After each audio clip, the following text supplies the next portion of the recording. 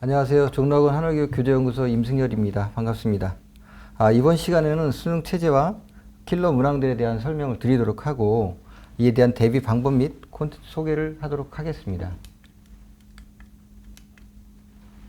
먼저 2022학년도 수능의 주요 특징을 좀 살펴보도록 하겠는데요. 총 4가지 특징이 좀 있습니다.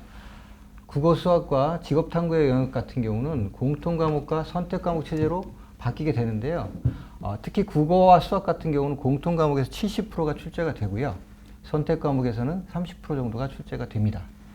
두 번째 특징으로는 계열 구분 없이 사탐과 가탐에서 계열 구분 없이 두 과목을 선택할 수 있게끔 되어 있습니다. 그래서 사탐에서 한 과목, 가탐에서 한 과목을 선택할 수가 있고요.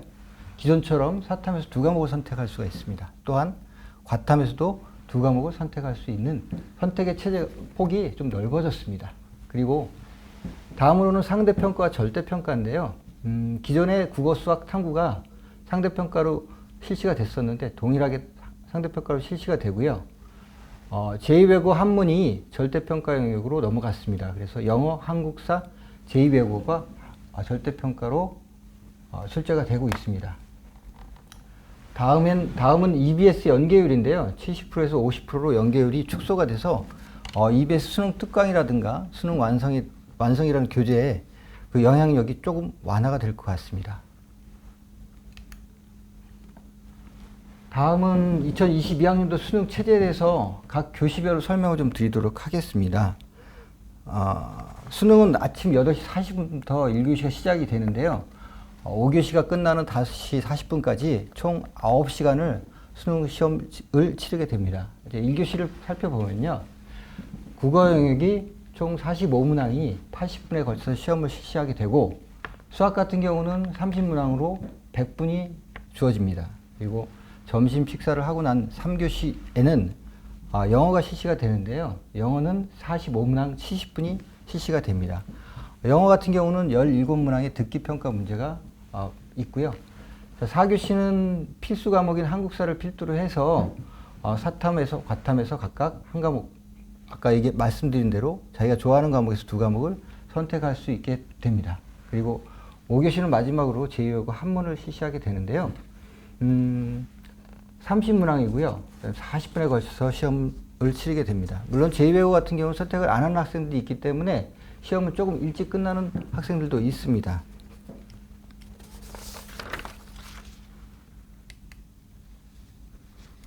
다음은 수능 세부 영역에 대한 세부 사항을 한번 말씀드리도록 하겠습니다. 국어 같은 경우는 공통 과목과 선택 과목으로 분리가 된다고 말씀을 드렸지 않습니까? 그래서 공통 과목 같은 경우는 문학과 독서가 공통 과목으로 출제가 됩니다. 기존 수능에서는 문학에서 15문제, 독서에서 15문제가 출제가 됐었는데요. 이번에는 이 두 영역을 합쳐서 34문제가 출제가 됩니다. 그래서 17문제씩 출제가 되지 않을까 생각됩니다. 그리고 화법과 작문, 그리고 언어와 매체 중에서 한 과목을 선택을 해서 시험을 치르게 되는데 보통 학생들이 어려워하는 단어들이 독서와 문법입니다. 문법은 여기 언어와 매체 속에 포함되어 있기 때문에 그래서 학생들은 대체적으로 화법과 작문을 선택하지 않을까라고 예측이 되고 있습니다. 수학 영역은 영어 영역 건너뛰고요. 수학 영역 같은 경우도 수원, 수투가 공통 과목으로 출제가 되고 확률과 통계, 미적분, 기하는 선택 과목으로 8문제씩 자기가 선택을 해서 풀게 되는데요. 학생들이 보통 이제 경향은 좀 쉬운 문제를 선택하는 경향이 좀 있죠. 이 세 과목 중에서 제일 좀 쉽다라고 판단할 수 있는 게 확률과 통계인 거고요. 근데 이제 자연계 상위권 대학들이 지정한 것이 있습니다. 그래서 상위권 대학들은 미적분과 기하에서 반드시 택하게끔 자연계열 쪽 진학하는 학생들은 그렇게 했기 때문에 확률과 통계 그리고 미적분에서 선택이 좀 많을 것으로 예상이 됩니다. 다음 탐구 영역인데요. 탐구 영역 총 9과목이 있습니다. 사탐 같은 경우 9과목이 있고 과탐은 물리학 1, 2, 화학 1, 2, 생명과학 1, 2, 지구과학 1, 2 총 17개 과목에서 아까 말씀드린 대로 두 과목을 선택하게 되는데 고등학교 교육과정을 살펴보면 2학년 때, 3학년 때 각각 대략 한 3과목씩 선택을 하게 됩니다. 그렇게 된다고 하면 내신과 수능을 준비하는 3학년 단계에서 자기가 수능을 보는 그런 과목을 선택을 하게 되면 아무래도 내신과 수능을 같이 준비할 수 있기 때문에 조금 더 시간을 더 편리하게 쓸 수가 있습니다. 그리고 제2여고 한문 같은 경우는 총 9개 과목인데요. 이번에 아까 말씀드린 대로 절대평가로 바뀌면서 알아보 집중 현상은 아마도 좀 해소가 될 것 같고요. 중학교 과정에서도 제2외국어를 배웁니다. 그래서 수능에서 내가 어떤 제2외국어를 배우게 된다, 치르게 된다고 하면 중학교 과정에서도 미리 연계해서 선택을 하는 게, 자기가 잘하는 과목을 선택하는 게 도움이 될 거라고 생각됩니다. 다음은 국수형 킬러 문항에 대해서 설명을 드리도록 하겠습니다. 국어 영역은 앞서서 말씀드렸듯이 독서가 제일 중요합니다. 오답 베스트 5 안에 독서가 4문제가 들어가 있고요. 문법이 1문제가 들어가 있습니다. 수능에서 독서 영역은 총 15문제가 출제가 됐었는데요. 그 중에 4문제가 오답 베스트 안에 차지하는 거 보면 독서가 수능 1등급의 핵심 키를 잡고 있다, 이렇게 말씀드릴 수가 있습니다. 그래서 초등학교 때부터 다양한 분야의 책을 읽고 핵심을 파악하는 훈련을 하게 된다고 하면 수능 독서에 대비하는 방법으로 아주 적절한 방법일 거라고 생각이 되고요. 다음은 영어 영역입니다. 영어 영역 보시면 아시겠지만 빈칸 추론 문제가 3문제가 좀 들어가져 있습니다. 빈칸 추론은 그래서 빈칸 추론에 대해서 빈칸에 주어진 부분에 들어갈 말을 찾는 문제인데요. 이 문제의 정답을 찾기 위해서는 국어 영역과 동일하게 지문에서 말하고 있는 중심 내용이라든가 글의 주제를 빠른 시간 안에 파악하는 것이 제일 중요합니다. 이를 위해서는 다양한 소재의 글을 읽고 많이 읽어보고 주제를 정리하는 연습을 해보는 것이 도움이 됩니다. 네, 수학 영역은 지난 수능에서 킬러 문항을 살펴보면 미적분, 기하 벡터, 확률과 통계가 많이 나오는 것을 볼 수가 있습니다. 근데 수학 킬러 문제 같은 경우는 기존에 배웠던 개념을 새로운 방식으로 묻는 게 아니고요. 그렇기 때문에 실제로 문제를 풀어보면 그 새로운 개념이나 공식이 들어있지는 않지만 여러 가지 개념을 동시에 질문하기 때문에 학생들의 입장에서는 정해진 시간 내에 풀기가 상당히 어렵기 때문에 킬러 문항이라고 합니다. 그럼 수학의 킬러 문항들이 어떤 문제가 출제가 되어 있는지 한번 좀 살펴보도록 하겠습니다. 이 문제는 수학 나형 문제인데요. 확률과 통계 단원에서 출제가 되었습니다. 정답률을 보면 한 12.4% 정도 수준이죠.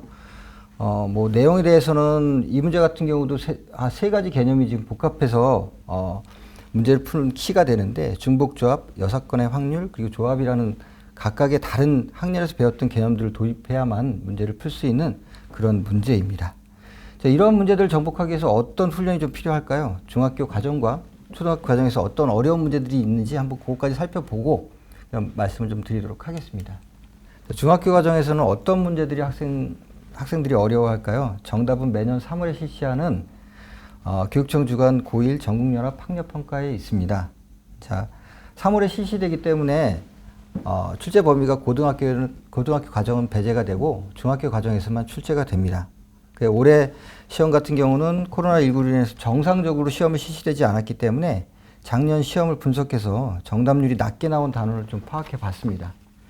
이 문제를 보면 중학교 2학년 2학기 단원이고요. 2학기에서 출제됐고요.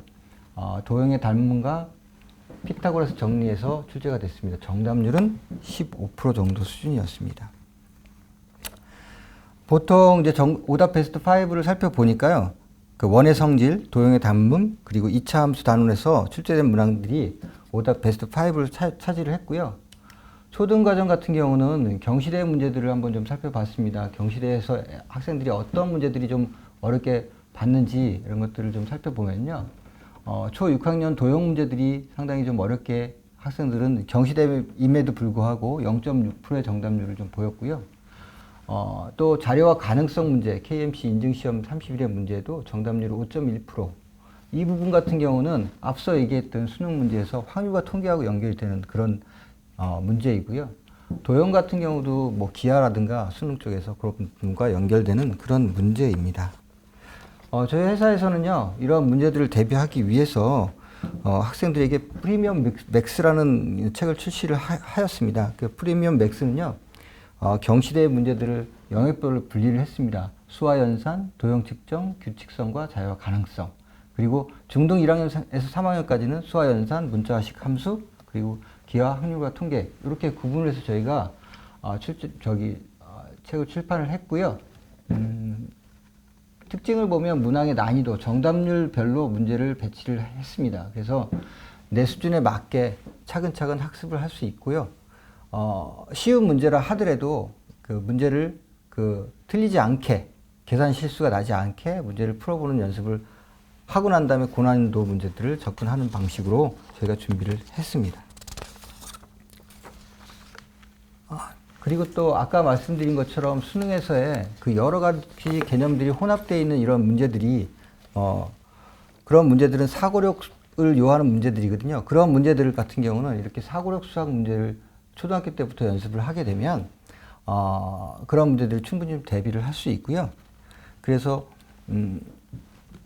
상위권을 도전하는 학생들은 이러한 책들을 저희가 추천을 드립니다. 그리고 다음에 예비평가 문제도 있습니다. 그래서 우리 아이 중학교 학생들이라고 하면 우리 아이 실력이 어느 정도 수준이 되는지 한번 테스트를 해보고자 하는 학생들 같은 경우는 저희가 그 원점수별로 각각의 등급을 추정을 해드립니다. 그래서 몇 점 정도를 맞으면 1등급이다, 2등급이다 추정을 할 수 있으니까 우리 아이가 이 정도 수준에서 수능을 몇 등급을 맞을 수 있겠구나. 이건 단지 예측입니다. 예측이기 때문에 거기에 아주 몰입할 필요는 없지만 한번 테스트를 해보는 것도 의미가 있다라고 생각되어집니다. 네, 이상으로 콘텐츠 소개를 마치도록 하고요. 학부모님들께는 지금 그 문자로 저희가 이런 판매되는 책들이라든가 프로그램들이 문자로 URL 갔습니다. 그래서 URL 보시고 구입하고자 하는 부분들 택하셔서 구입을 하시면 댁으로 배송해 드리도록 하겠습니다. 네, 이상으로 마치겠습니다. 감사합니다.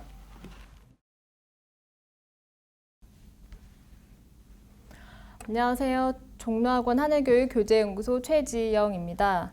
저는 영재학급 영재교육원에서부터 과학고 영재학교까지 선발 방법과 출제 경향에 대해서 말씀드리도록 하겠습니다. 먼저 지금 보시는 화면은 지난 5월 27일 교육부에서 발표한 자료인데요.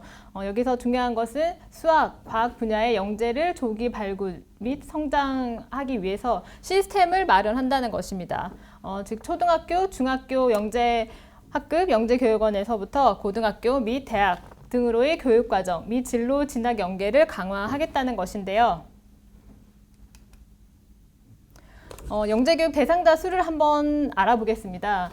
지금 제가 보시는 화면은 학년별로 평균 인원수를 저희가 조사를 한 건데요. 아래 초등학교 단계에서 할 수 있는 교육청 영재교육원, 그 다음에 영재학급, 그 다음에 대학부설 영재교육원부터 시작해서 과고 영재학교 전국 자사고, 그 다음에 특성화대학, 의치한 수의대 약학계열까지 이렇게 인원 분포를 볼 수가 있습니다. 그러면 아래에 있는 교육을 받은 학생들이 보통 최상위권으로 간다고 생각을 하시면 될 것 같고요. 다음 표를 한번 더 보겠습니다. 여기는 전체 초중고 전체 영재교육 대상자 수입니다. 약 10만 명이고요. 이 수는 전체 학생 수의 1.83%입니다. 약 2%에 해당하는 비율인데요. 이 비율은 저희가 수능 1등급 비율인 4%의 약 절반을 차지하는 비율이 됩니다.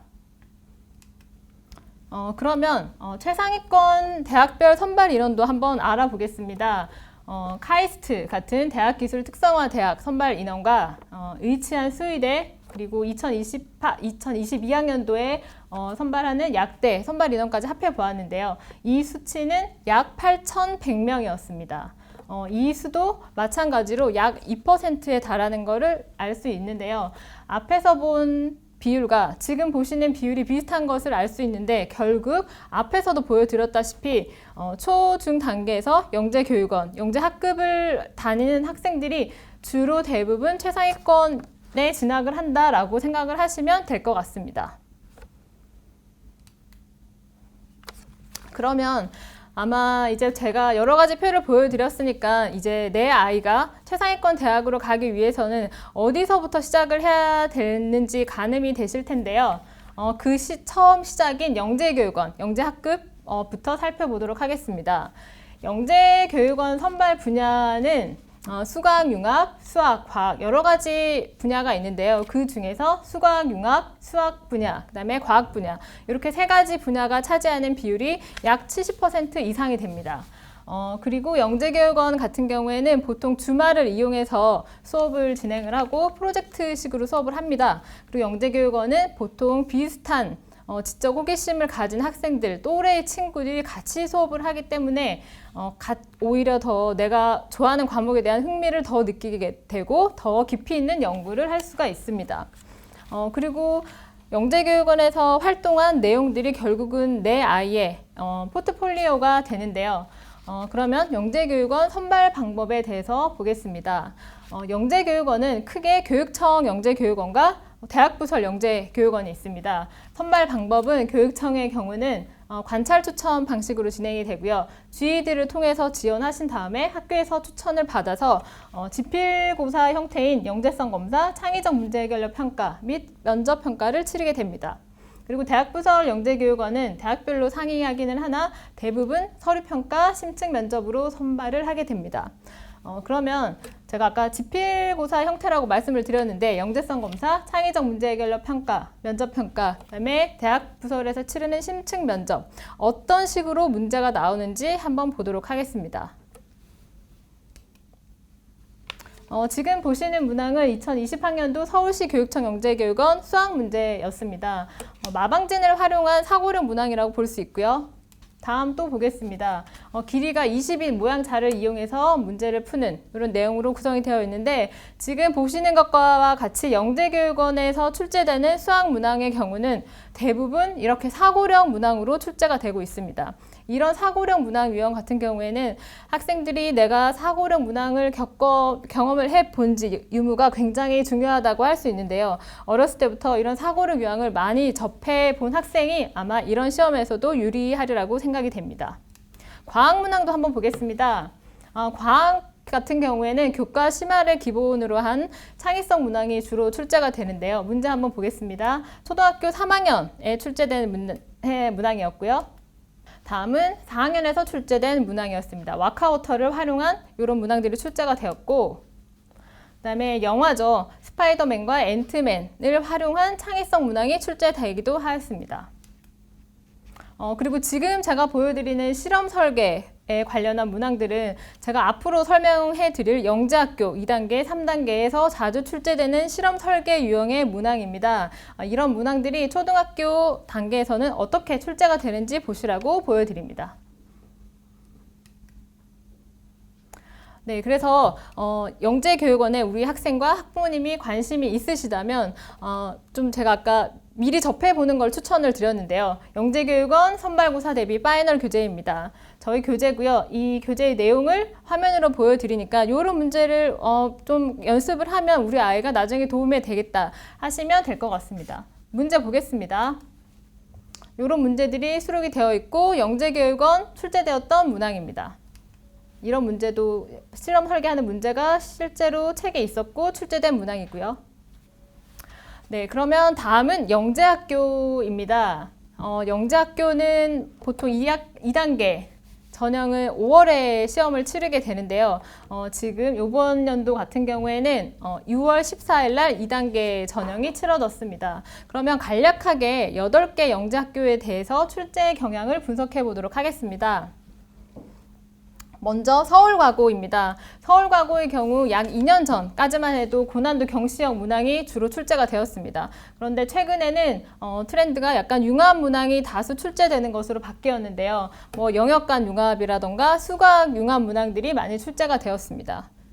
다음은 경기과고입니다. 경기과고의 경우는 경시형 사고력 문항들이 주로 출제가 됩니다.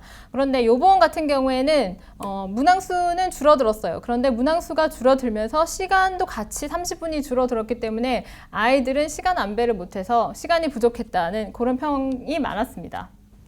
다음은 한가영입니다. 한가영은 창의력, 상호력 문항, 그 다음에 실생활과 연계되는 창의융합형 문항이 주로 출제가 되는데요. 특히 이번 한가영 같은 경우에는 수학이 아주 심하게 난이도가 높았다는 평이 많았습니다. 다음은 세종예술영재학교와 인천예술영재학교입니다. 이 두 학교 같은 경우에는 예술영재학교로서 선생님들이 공동으로 문제를 출제해서 그동안은 시험을 쳤습니다. 작년 같은 경우에는 일부 문항을 공유를 했었는데요. 금년도부터는 아예 두 학교가 문제 출제 방향을 다르게 출제를 했습니다. 이 해당하는 내용은 공지사항에 이미 공지가 된 상황이고요. 그래서 세종예술 같은 경우에는 수학이 조금 강화가 되었어요. 그래서 3교시에 있었던 인문예술 종합 소양평가를 없애면서 수학 심화 문제를 더 풀게 했습니다. 아마 수학을 잘하는 학생을 뽑고 싶다는 의지가 강한 대목이었습니다. 다음은 인천과학예술영재학교인데요. 아까 말씀드렸다시피 세종과 문항을 공유하지 않았고 기존대로 3교시에 인문예술 융합 소양 평가를 치렀습니다. 대전과고와 광주과고는 전년과 비슷하게 출제가 되었고요. 대구과고는 작년과 조금 다르게 출제가 되었습니다. 전년도까지는 단답형, 객관식 문제가 다수였는데요. 금년도에는 서술형 문항이 출제가 되어서 그동안 출제되었던 대구과고 스타일로 공부를 한 학생들에게는 좀 당황했을 거라는 얘기가 있었습니다. 수학이 서술형이 4문제가 출제가 되었고요. 과학이 서술형이 8문제가 출제가 되었다고 합니다. 그러면 2단계, 8개 영재학교 2단계의 기출문항을 한번 보도록 하겠습니다. 경시형으로 출제되었던 문항이고요. 경기가고에서 출제된 사고력 유형의 문항입니다. 한가형에서 출제된 사고력 문항이고요. 그다음에 경기가고에서 출제된 문항입니다. 그다음에 세종과학예술영재학교에서 출제된 문항이고요. 대전과학고등학교에서 출제된 문항이고요. 이거는 서울과고에서 출제된 문항이었습니다. 그리고 경기과고에서 출제된 문항이었고요. 한가형에서 출제된 문항이었습니다. 다음으로는 과학고입니다. 과학고는 거의 서류, 면담, 소집 면접 형태로 진행이 되는데요. 소집 면접의 경우에는 수학, 과학, 문항에 적힌 질문지를 주고 문제 풀이할 시간을 줍니다. 일정 시간 준 다음에 내가 풀이한 방법을 면접관 앞에서 구술로 설명하는 방식으로 대부분 진행이 됩니다. 아래에 보시는 화면은 한성세종과학고등학교 소집 면접 문항이었습니다. 다음도 마찬가지로 한성세종과고 소집면접 문항이었습니다. 이러한 문항들이 출제가 영재학교 과학고에 출제가 되고 있고요. 그래서 저희 하늘교육에서는 이러한 문항들을 분석을 해서 대비 문제집을 발간을 하였습니다. 영재학교 대비 수학편, 과학편 교재인데요. 오른쪽에 보이시는 거는 저희 교재에 들어있는 문항들, 문항 유형들이고 왼쪽에 보이시는 거는 과학영재학교에서 출제된 문항 유형입니다. 문항 유형을 서로 비교해보고 이런 문항을 좀 연습을 하면 우리 아이에게 도움이 되겠다 하신 분들은 관심 있게 보시면 될 것 같습니다. 계속 보여드리겠습니다.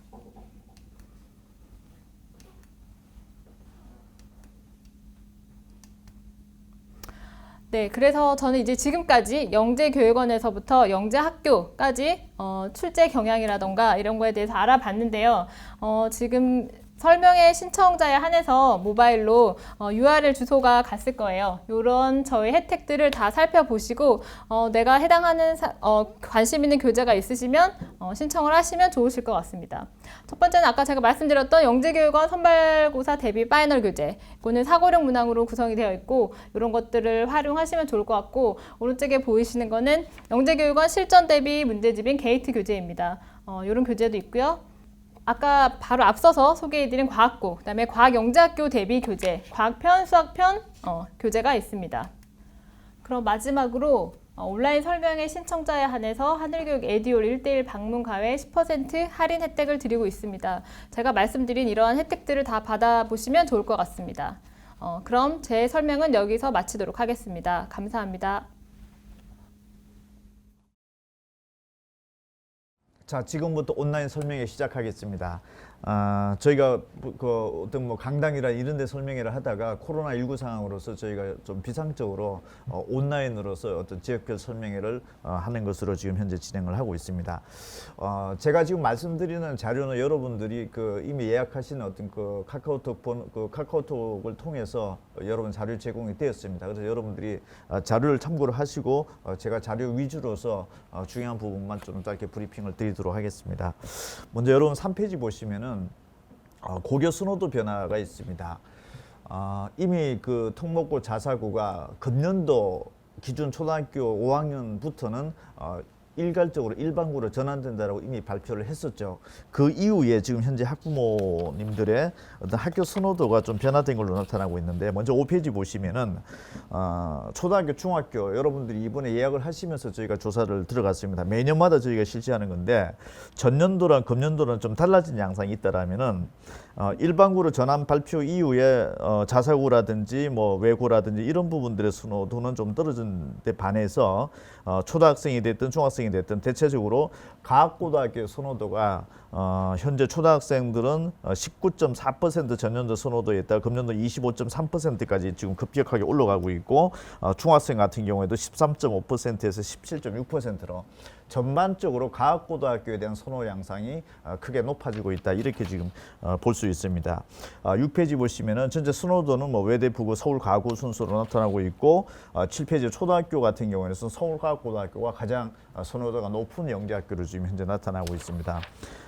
그 다음에 8페이지에 보시면은 중학생들은 외대, 부고, 하나고, 상상고등학교 순서로 중학생들 같은 경우에는 지금 현재 전국 단위로 대체로 선발하고 있는 자사고에 대한 어떤 선호도가 굉장히 높게 나타나고 있다, 이렇게 확인되고 있습니다. 자, 9페이지부터는 이제 고등학교 선택을 하는 데 있어서 학교 내신에 관련된 부분들이 굉장히 중요한 지표가 될 수 있기 때문에 내신에 대한 어떤 부분들을 조금 더 집중적으로 좀 분석하는 시간을 갖겠습니다. 9페이지 보시면은 주요 11개 대학에서 일단 선발 인원이 약 한 3만 명 정도가 되는데, 현재 기준으로 놓고 보면은 수시와 정시의 비율이 한 7대3 정도로 구조로 나타나고 있고, 9페이지 하단표에 보시면은 이 중에서 학생부 위주로 뽑는 전형이 한 55%, 16,000명 정도, 전체 한 3만 명 중에서 한 16,000명 정도를 지금 현재 학생부 위주로 지금 뽑고 있다, 이렇게 지금 나타나고 있는데, 10페이지 보시면 대체적으로 이 학교들에서 이제 학교 내신의 합격선 자체를 한 2등급 이내 정도로 지금 이제 학교에서 뭐 공식적으로 발표하기도 하고 또 비공식적으로도 저희가 또 확인해보면 대체적으로 이 정도대가 학교 내신의 합격선이다, 이렇게 되고 있는데, 저희 회사에서 이 인원을 이 전국에서 고등학교 1학년 1학기에서 3학년 1학기까지 총 5개 학기 전 과목에 걸쳐서 한 2.0등급 이내 정도 추정되는 인원을 저희가 추산을 해보면 한 16,400명 정도가 나타나고 있습니다. 뭐 일반고, 지역 자사고, 외고, 전국 자사고 이 순서들을 대체적으로 이제 추정은 이루어되는데, 압도적으로 일반고 고등학교가 사실은 2등급 이내 인원이 뭐 학교 자체가 많으니까 뭐 그런 결과가 나타나고 있는데, 반대로 지역 자사고나 외고나 뭐 전국 단위 자사고 같은 게 거의 2등급 이내에 들어온 인원 자체는 사실 전국적으로 놓고 본다 하더라도 몇십 명밖에 안 되는, 아주 거의 없다, 이 정도 이제 상황으로 저희가 추정이 되고 있고, 또 10페이지에 보시면은 주요 이제 11개 대학 정도에서 학교 내신 합격선 자체를 한 2등급 이내 정도를 지금 공식적으로 발표 또는 비공식적으로 저희가 지금 확인이 되고 있는데, 고등학교 1학년 1학기에서 3학년 1학기까지 총 5개 학기 동안에 2등급 이내 정도 학교 내신에 분포되는 학생들은 한 16,000명 정도로 저희가 추산이 되고 있습니다. 일반고가 거의 압도적으로 거의 한 97% 학생들은 일반고 출신들이고, 나머지 청목고 자사고 학생들은 사실상 학교 내신이 2등급 이내 들어오는 학생들은 거의 없다. 그만큼 경쟁 구조도 세기 때문에 그 학생들이 어떤 그 학교 내신 따기 그만큼 어렵다는 얘기죠. 그러니까 다시 얘기하면은 전국에서 2등급 이내 정도, 주요 한 10개 대학 정도 갈 수 있는 학생들의 한 97% 정도는 일반고 학생들이 차지를 하고 있고, 학교 내신 상황으로 봤을 때는 나머지 특목고나 자사고라든지 이런 학교 학생들은 사실상 거의 없을 정도로 지금 추정이 되고 있다, 이런 상황이고, 그 다음에 또 내신을 2등급 안에 들어오는 학생들 중에서 수능 성적을 한번 살펴보면 전국에 한 16,000명 정도가 2등급 안에 들어오는데, 이 16,000명 중에서 수능 점수 자력으로 수능 점수로 이 대학의 정시 지원이 또 합격할 가능성이 있는 학생들은 한 5,600명 정도로 추정이 되는 걸로 된다라고 하면은, 사실 16,000명의 2등급 이내 들어온 학생들 중에서 수능 성적으로 자력으로 갈 수 있는 학생들은 한 34% 정도, 나머지 거의 한 70% 정도 학생들은 사실 학교 내신만 따놓았지 수능 성적으로 저 대학을 갈 수 있을 정도의 수준대 학생들은 한 30%밖에 안 된다 이렇게 볼 수 있고 일반고로 또 따져보면은 한 33.0% 정도가 나타나고 있는 걸로 이게 내신이 그러니까 내신은 돼 있는데 수능까지 동시에 충족된 학생들은 이 정도 나타나는 걸 지금 확인이 되고 있고 학교 내신은 2등급 안에 못 들어왔지만 벗어나지만 사실 3, 4, 5등급이지만은 수능 성적으로 놓고 봤을 때는 이 대학에 지원이 가능할 수 있는 것으로 추정되는 인원들은 한 6,800명 정도로 또 추산이 되고 있습니다. 그다음 또 재수생들이 있죠. 재수생들 중에서 또 수능 점수로서 이 주요 한 10개 대학에 지원 가능한 학생들 한 9,600명. 그럼 전체적으로 놓고 봤을 때 11페이지 보면 중간 그 테이블 보면은 학교 내신만 갖춰진 학생들이 한 10,000명 정도. 그다음에 내신과 수능 동시에 또 맞춰진 학생들이 한 5,600명 정도. 그다음에 수능 성적만 또 갖춰진 내신은 벗어났지만 수능 성적만 갖춰진 학생이 한 6,800명.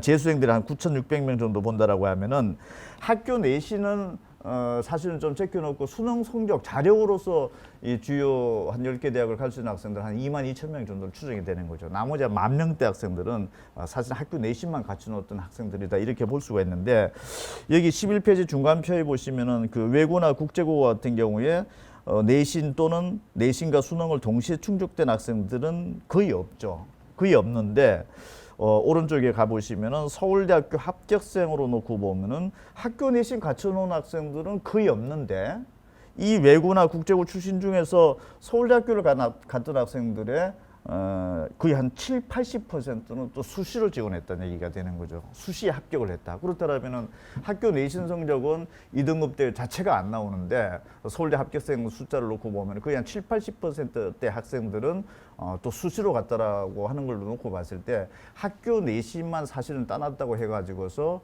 결코 어떤 이런 대학들이 또 보장이 될 수 있는 이런 구조는 또 아니다라는 얘기가 되는 거고 또 반대로 학교 내신이 설사 국에 들어온 학생들 거의 없음에도 불구하고 최상위권 대학은 오히려 수시에 합격하는 학생이 이만큼 더 많다는 얘기 자체는 어떤 그 내신과 어떤 주요 대학의 입시의 어떤 상관관계가 바로 어떻게 보면 1대1로 바로 매칭이 되고 있다 이렇게는 볼 수 없다라는 대목이 확인될 수 있고 자 12페이지에 보시면은 전국 17개 시도를 지역별로 또 분류를 해보면은 서울 소재 학생들이 이 주요 한 11개 대학에 갈 수 있는 정도로 추정되는 학생들이 한 6,000명 정도가 추산이 되는데 이 중에서 내신만 갖춰놓은 학생들이 한 33%, 내신과 정시를 동시에 충족으로 갖춰놓은 학생들이 한 21%, 수능만 했던 학생들이 한 12.9%, 재수생이 33%.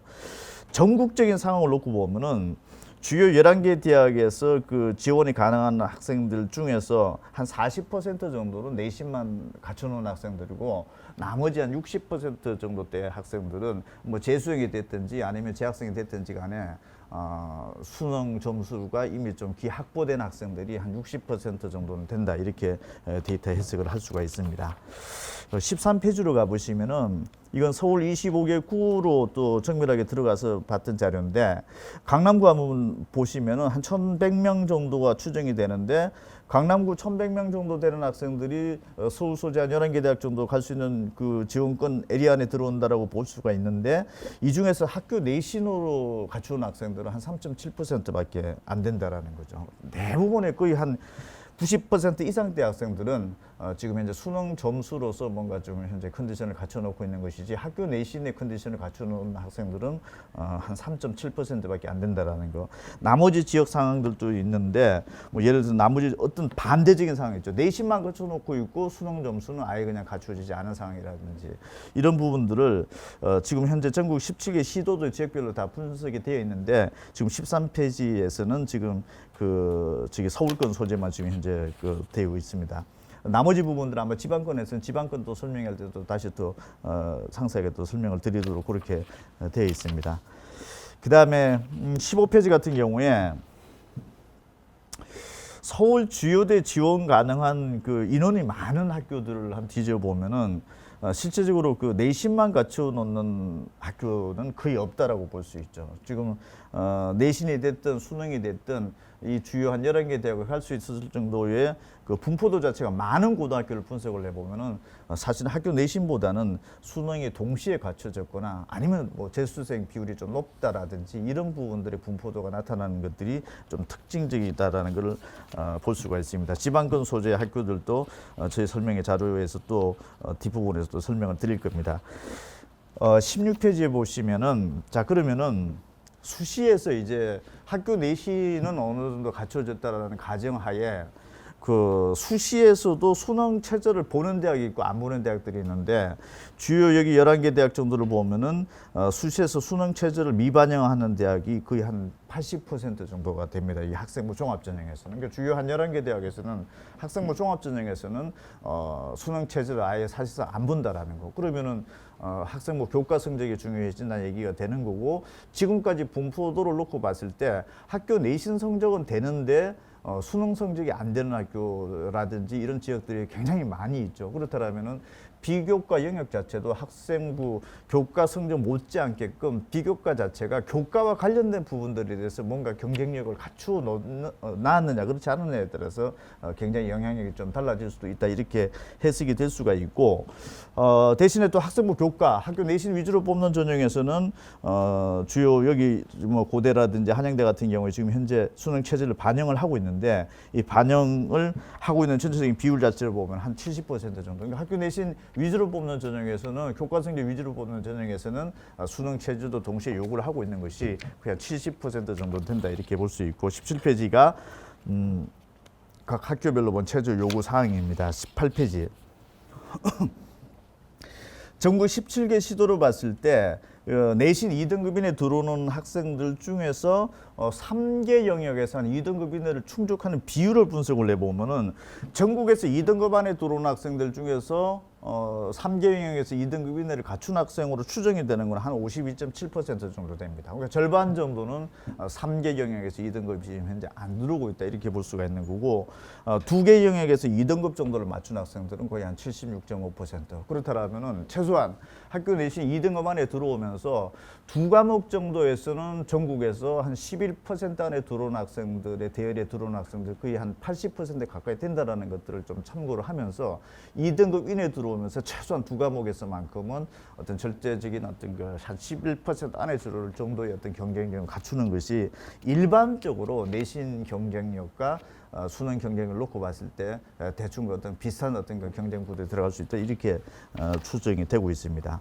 19페이지 같은 경우에는 지금 현재 서울 25개 구로 놓고 봤을 때 강남구 학생들 중에서 그 학교 내신 2등급 안에 들어온다. 그러면 3개 영역에서 2등급 안에 들어온 학생들은 한 96% 정도로 되고 2개 영역에서 2등급이 들어온다. 거의 100% 정도로 지금 현재 추정이 되고 있는 게 되기 때문에 서울 지역 내에서 나머지 지역이라든지 또는 전국 시군구 지역별로 자료도 또 공개가 드릴 텐데 한번 참고를 해보시면서 여러분들이 거주하고 있는 지역에서 학교 내신과 어떤 수능 최저의 충족 어떤 그 비율 이런 부분들을 한번 잘 살펴보시기 바랍니다. 자, 지금부터는 이과 최상위권대에 대한 학생들에 대한 분석인데 20페이지입니다. 의대, 치대, 한의대, 수의대, 약대가 전국적으로 한 6,400명 정도. 약대는 이제 내년도 올해 고등학교 2학년 학생들부터 이제 뽑게 되어 있는데 학부에서 뽑게 되어 있습니다. 자, 먼저 살펴보실 게 의대, 치대, 한의대, 수의대 수능을 정시에서는 당연히 수능 점수를 뽑으니까 수능이 반영이 되는 거고 수시에서도 수능 체제가 반영이 된다라고 하면은 수능이 적용이 된다는 얘기가 되죠. 그렇다면은 의대, 치대, 한의대, 수의대에서 이런 식으로 분석을 해봤을 때 86.2% 전체 모집 단위에서 86.2%는 수능을 요구하고 있다. 그래서 이과 최상위권 학생들은 학교 내신도 갖추어지는 것도 굉장히 중요하지만 이런 대학들에서 86.2% 정도가 수능을 요구하고 있는 것이기 때문에 이 부분도 어쨌든 중요한 어떤 걸 참고치로 해야 될 것 같고 뭐 전체 의대 같은 경우에 86.8%, 치대가 83%, 22페이지, 한의대가 91%, 수의학과가 79.4% 정도 전체 모집 단위에서는 수능을 좀 현재 요구를 하고 있다라는 거. 23페이지. 약대 현재 고등학교 2학년 학생들부터 이제 그 내년도 입시부터 이제 뽑게 되는 거죠. 전국에서 1,583명을 뽑는다고 이미 발표를 했기 때문에 1,583명이다라고 하면 사실 이과 최상위권 학생들이 그쪽으로 많이 빠져나간다라고 봤을 때는 일반 대학에서 자연계 학과에서는 아무래도 합격선에 대한 어떤 상당히 큰 영향력을 좀 미칠 수도 있는 부분이다 이렇게 볼 수가 있는데 2008학년도부터 약학 전문대학원 체제로 이제 바뀌어졌었는데 그 전에 이미 대학이 있었던 데가 23페이지 하단에 보면 왼쪽 편에 그 대학은 이미 그 이전부터도 고교 졸업생들을 뽑았던 게 있었었고, 신설대학대 같은 경우 연세대라든지 뭐 가천대 이런 대학들은 새롭게 만들어졌습니다. 그 전문대학원 체제에서. 그러니까 이 학교들은 지금까지는 서열을 매겨본 적이 없는 거죠. 고등학교 졸업생들을 통해서 왼쪽에 표에 있는 거는 예전에 서열이 매겨져 봤던 경험이 있는 거고, 지금 새롭게 만들어진 대학들은 사실은 고교 졸업생을 처음으로 뽑는 거기 때문에 순서가 어떻게 될지 굉장히 이제 중요한 관심 사안이 되고 있는 상황입니다. 24페이지. 자, 세계 대학 순위, QS 세계 대학 순위에서 약대 발표한 거 보면 서울대, 성대, 고대, 경희대, 한양대, 연세대 순서대로 현재 잡혀졌다는 게 나오고 있고, 아무래도 이게 내년도부터는 학교 서열을 어떤 그 우수한 학생들이 얼마만큼 어느 대학에 가는지에 있어서 중요한 어떤 그 영향을 미칠 수 있는 지표일 것 같아서 제가 뽑아봤고, 밑에 부분들은 의학 관련 쪽에서는 서울대, 성대, 연대, 고대, 한양대, 경희대 이런 순서대로 되어 있습니다. 25페이지.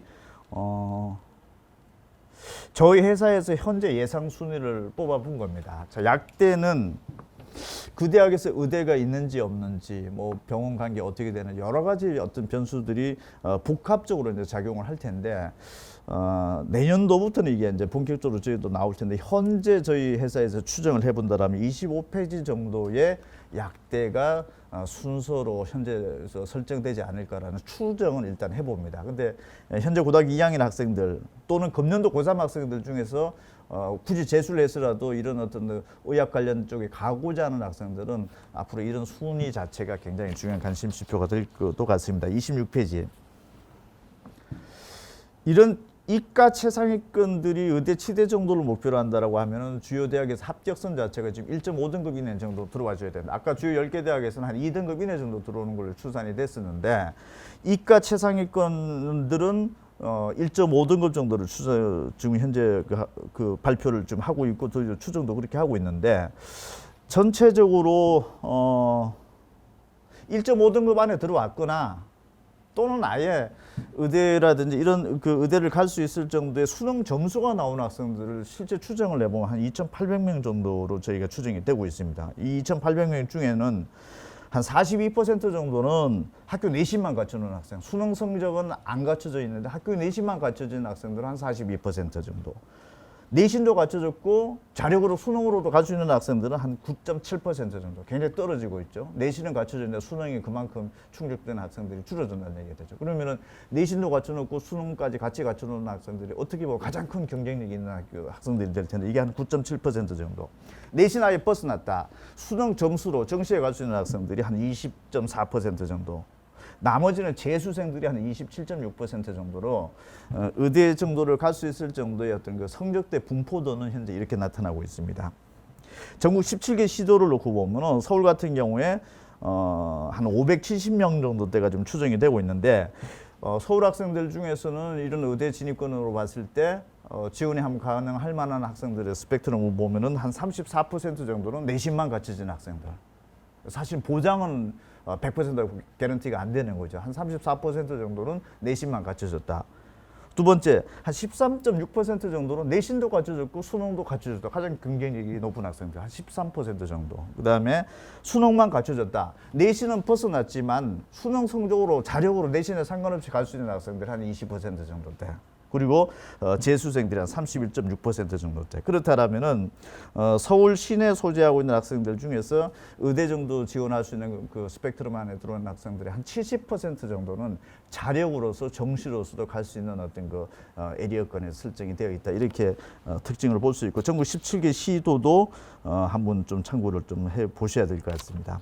다시 얘기하면은 내신은 갖춰졌는데 수능이 안 갖춰졌다라고 하면은 이미 경쟁력에서 상당히 이탈하게 돼 있다라는 거죠. 왜냐하면은 주요 의대라든지 이런 데서는 수능을 지금 요구하고 있는 전형이 거의 90% 가까이 정도대가 되고 있기 때문에 내신만 갖춰 가지고서는 이런 부분들을 또 진입하는 데서 굉장히 어려울 수도 있다. 이렇게 지금 풀이를 할 수 있고요.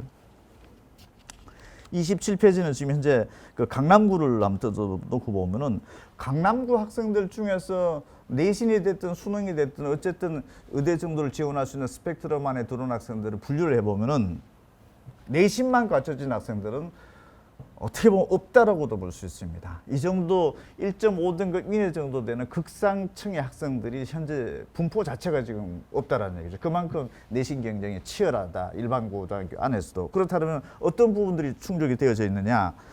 내신과 수능을 동시에 충족된 학생들이 7.6%.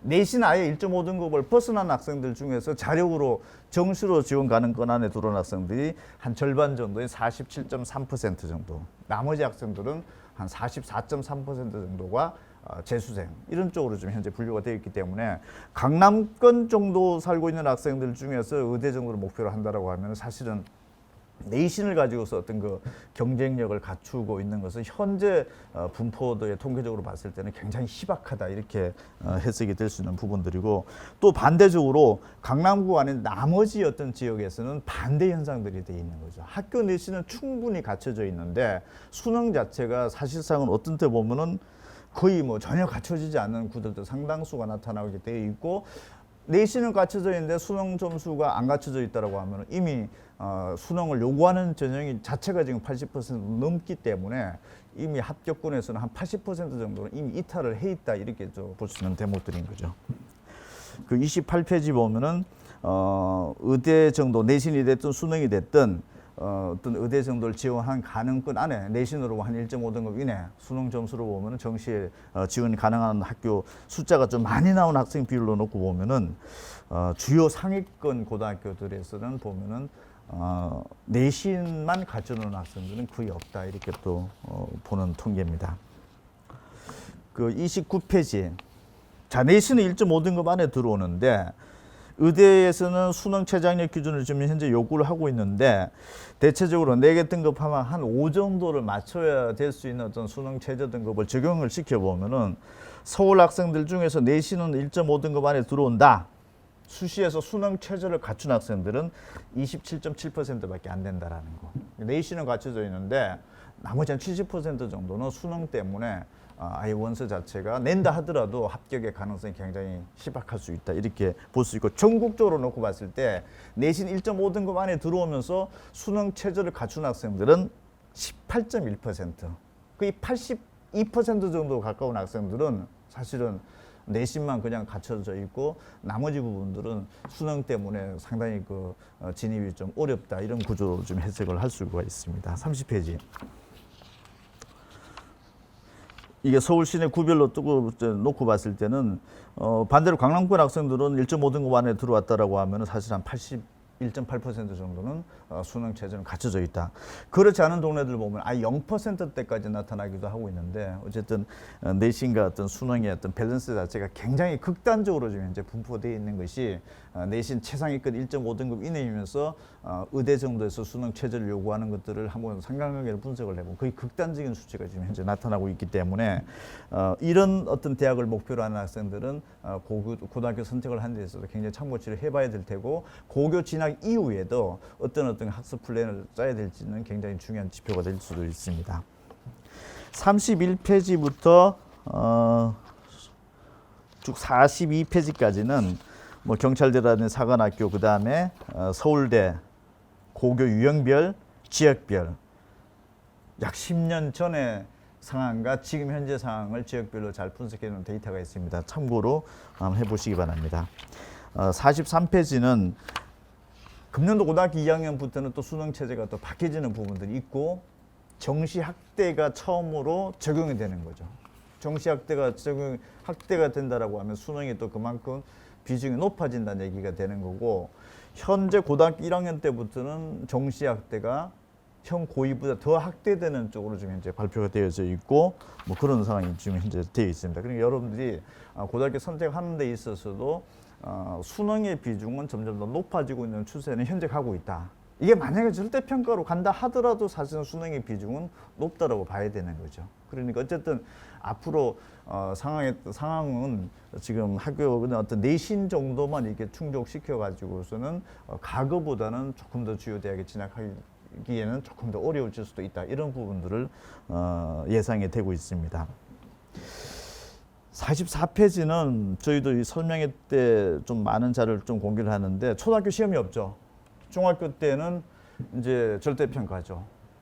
그러니까 사실은 초등학교, 중학교 9개학년 동안에 사실상 상대평가인 거는 없는 상황이 되긴 한데 중학교 때 주요 과목 국어, 영어, 수학에서 90점 넘는 학생들은 거의 한 30% 가까이 되는 거고 고등학교 때는 이게 한 10%대로 나타나고 있고 실제 수능 때는 90점 넘는 학생들이 10%도 안 나타나는 단단히 때까지 나타나는 구조이다 보니까 점점 갈수록 과목 자체는 어렵게 출제되고 있다는 얘기가 되는 거죠. 중학교 때는 30%, 고등학교 때는 10%대, 실제 수능에서는 10%도 안 되는 정도의 어떤 그 점수 분포가 나타나고 있다는 거는 지금 현재 초등학교, 중학교 단계에서도 미리 좀 알고 있을 필요는 굉장히 높다고 봐야 되고 지금 현재 코로나 상황에서 학교가 지금 정상적으로 지금 운영이 되고 있지 않은 상황도 한번 눈여겨볼 필요가 있는데 44페이지 밑에 표에 보시면은 이번에 6월 그 모의고사를 봤죠. 평가원에서 모의평가를 봤는데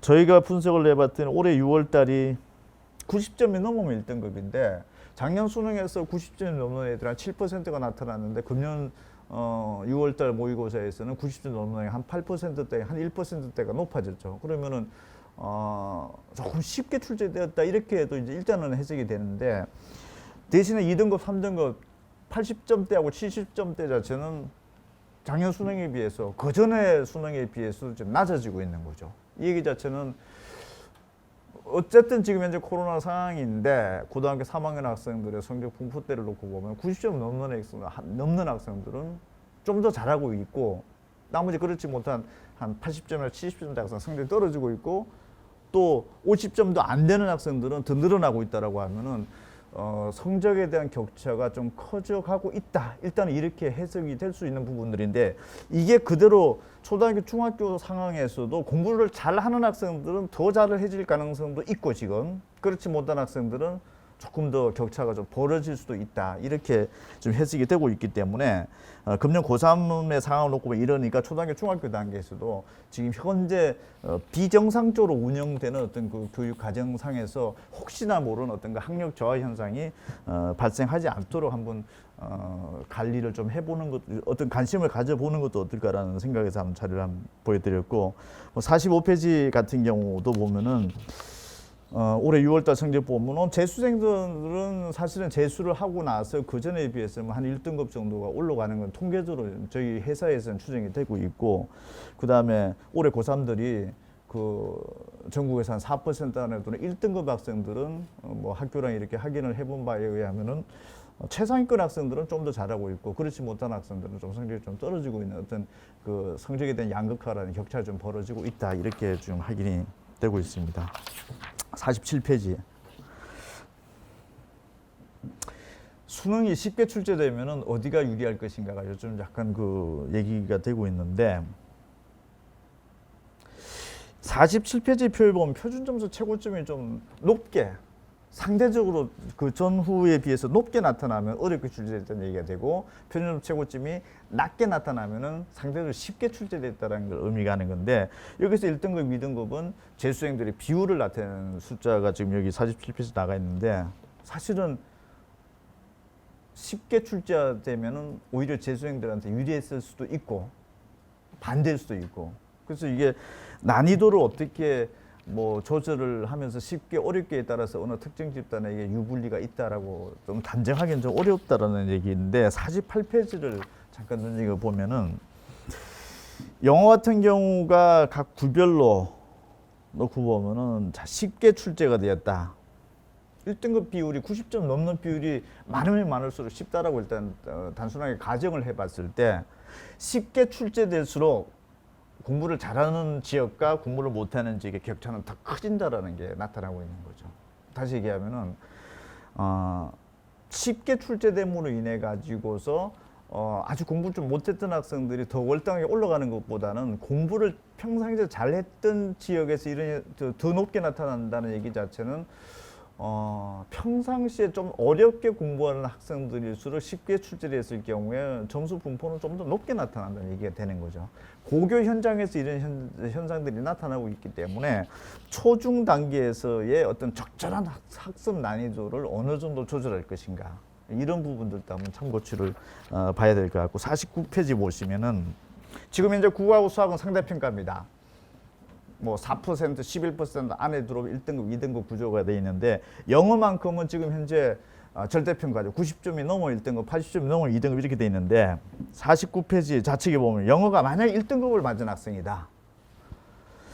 그럼 국어하고 수학 같은 경우에 거의 절반 이상, 거의 한 50% 이상은 2등급 이내가 현재 나타나는 걸로 돼 있습니다. 문과 같은 경우에. 반대로 문과는 탐구에서 사회탐구에서 두 과목을 선택을 하게 되어 있는데 주요 대학들은 사실 두 과목을 다 본다라고 보시면 됩니다. 그러면은 문과에서는 영어 1등급을 맞았다면 국어하고 수학에 1, 2등급 안에 들어올 가능성이 한 절반 이상 되는데 사회탐구에서는 한 7% 이 정도밖에 안 나타나는 구조도 나타났다는 얘기 자체는 상위권에서 영어를 잘하면은 국어하고 수학도 한 절반 이상은 2등급 안에 들어왔다. 반대로 사회탐구는 조금 낮게 형성이 되고 있는 거죠.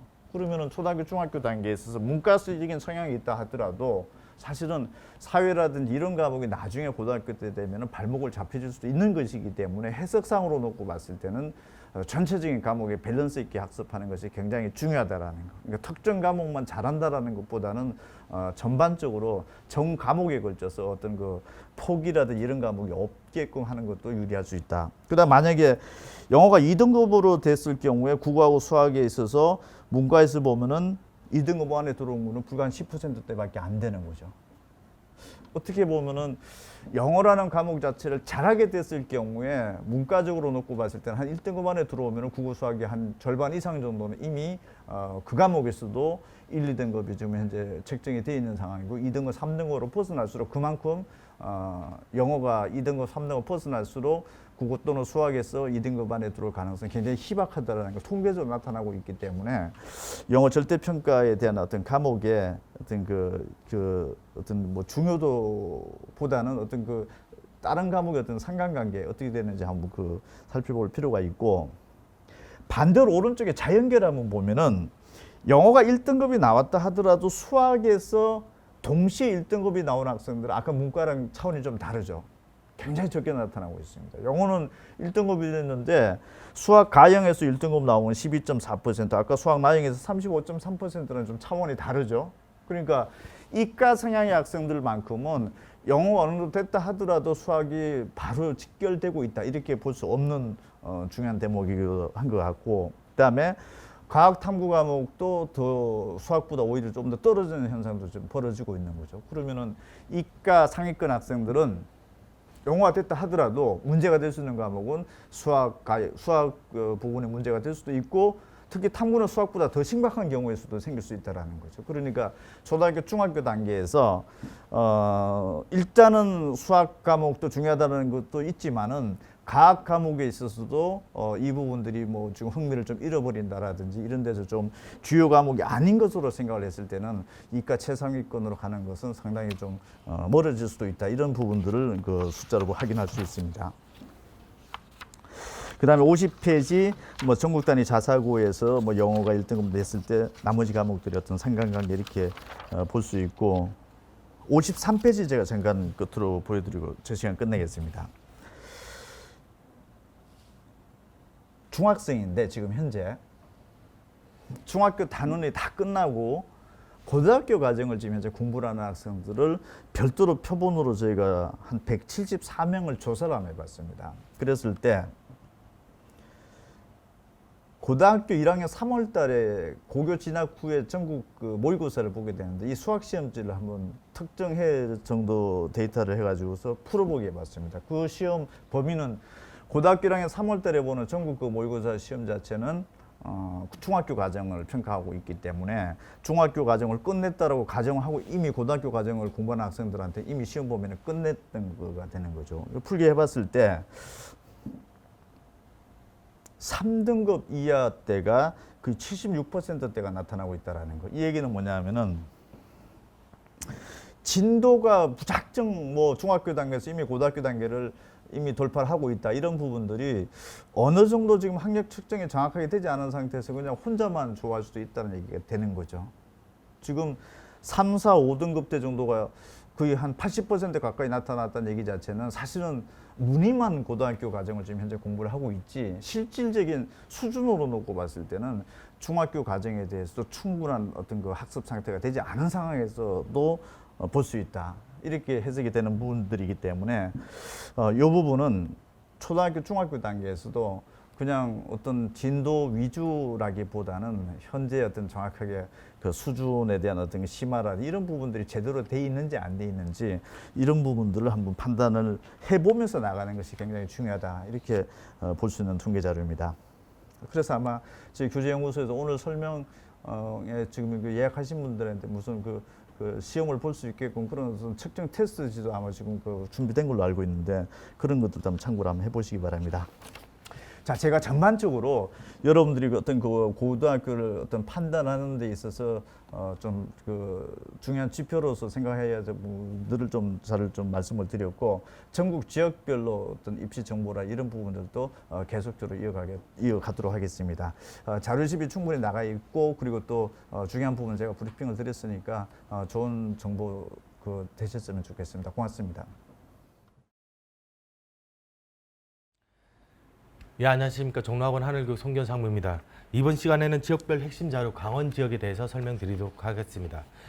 일부에서 이제 봤을 때 전반적으로 공통적인 부분을 말씀드렸을 거고 이번 시간에는 여러분들의 강원도 전체 지역에 대해서 말씀드리도록 하겠습니다. 우선 자료집의 12에서 15페이지 공통 자료집에 해당되는 거고요.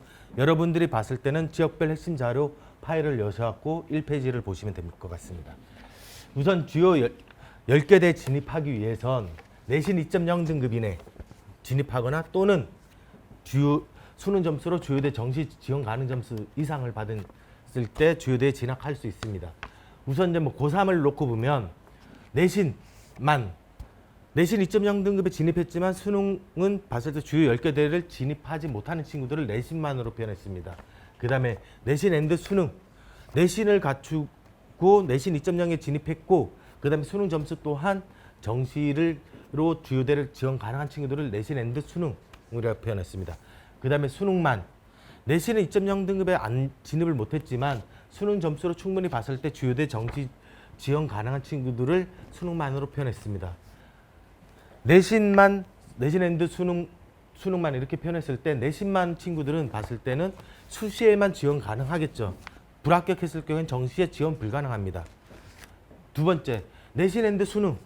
이 친구들은 내신도 되고 수능도 되기 때문에 수시와 정시 모두 지원 가능하다 이렇게 보면 될 것 같고 수능만 이 친구들은 수시에는 지원 불가능하지만 정시로 봤을 때 주요대를 충분히 지원 가능하기 때문에 수시에서 하향 지원할 이유가 없는 친구들이겠죠. 어찌 보면 내신 앤드 수능만 친구들은 자력으로 주요대 지원 가능한 친구들이다 이렇게 보시면 될 것 같고 내신만 친구들 이 친구들은 내신은 갖췄지만 수시 같은 경우는 비교과라든지 면접, 그 다음에 수능 최저학력 충족 여부에 따라서 당락이 좌우될 수 있기 때문에 어찌 보면 자력이 좀 안 되고 어떤 경쟁 관계, 비교과의 심화 정도, 그 다음에 면접에 봤을 때 어느 정도 잘 봤냐 못 봤냐, 그 다음에 체제를 충족했냐 안 했냐 이 부분에 따라서 충분히 당락이 좌우될 수 있는 변수가 상당히 큰 친구들이다 이렇게 보시면 될 것 같습니다. 춘천시 같은 경우는 내신만 갖춘 친구가 30명, 내신 앤드 수능 18명, 수능만 갖춘 친구가 28명입니다.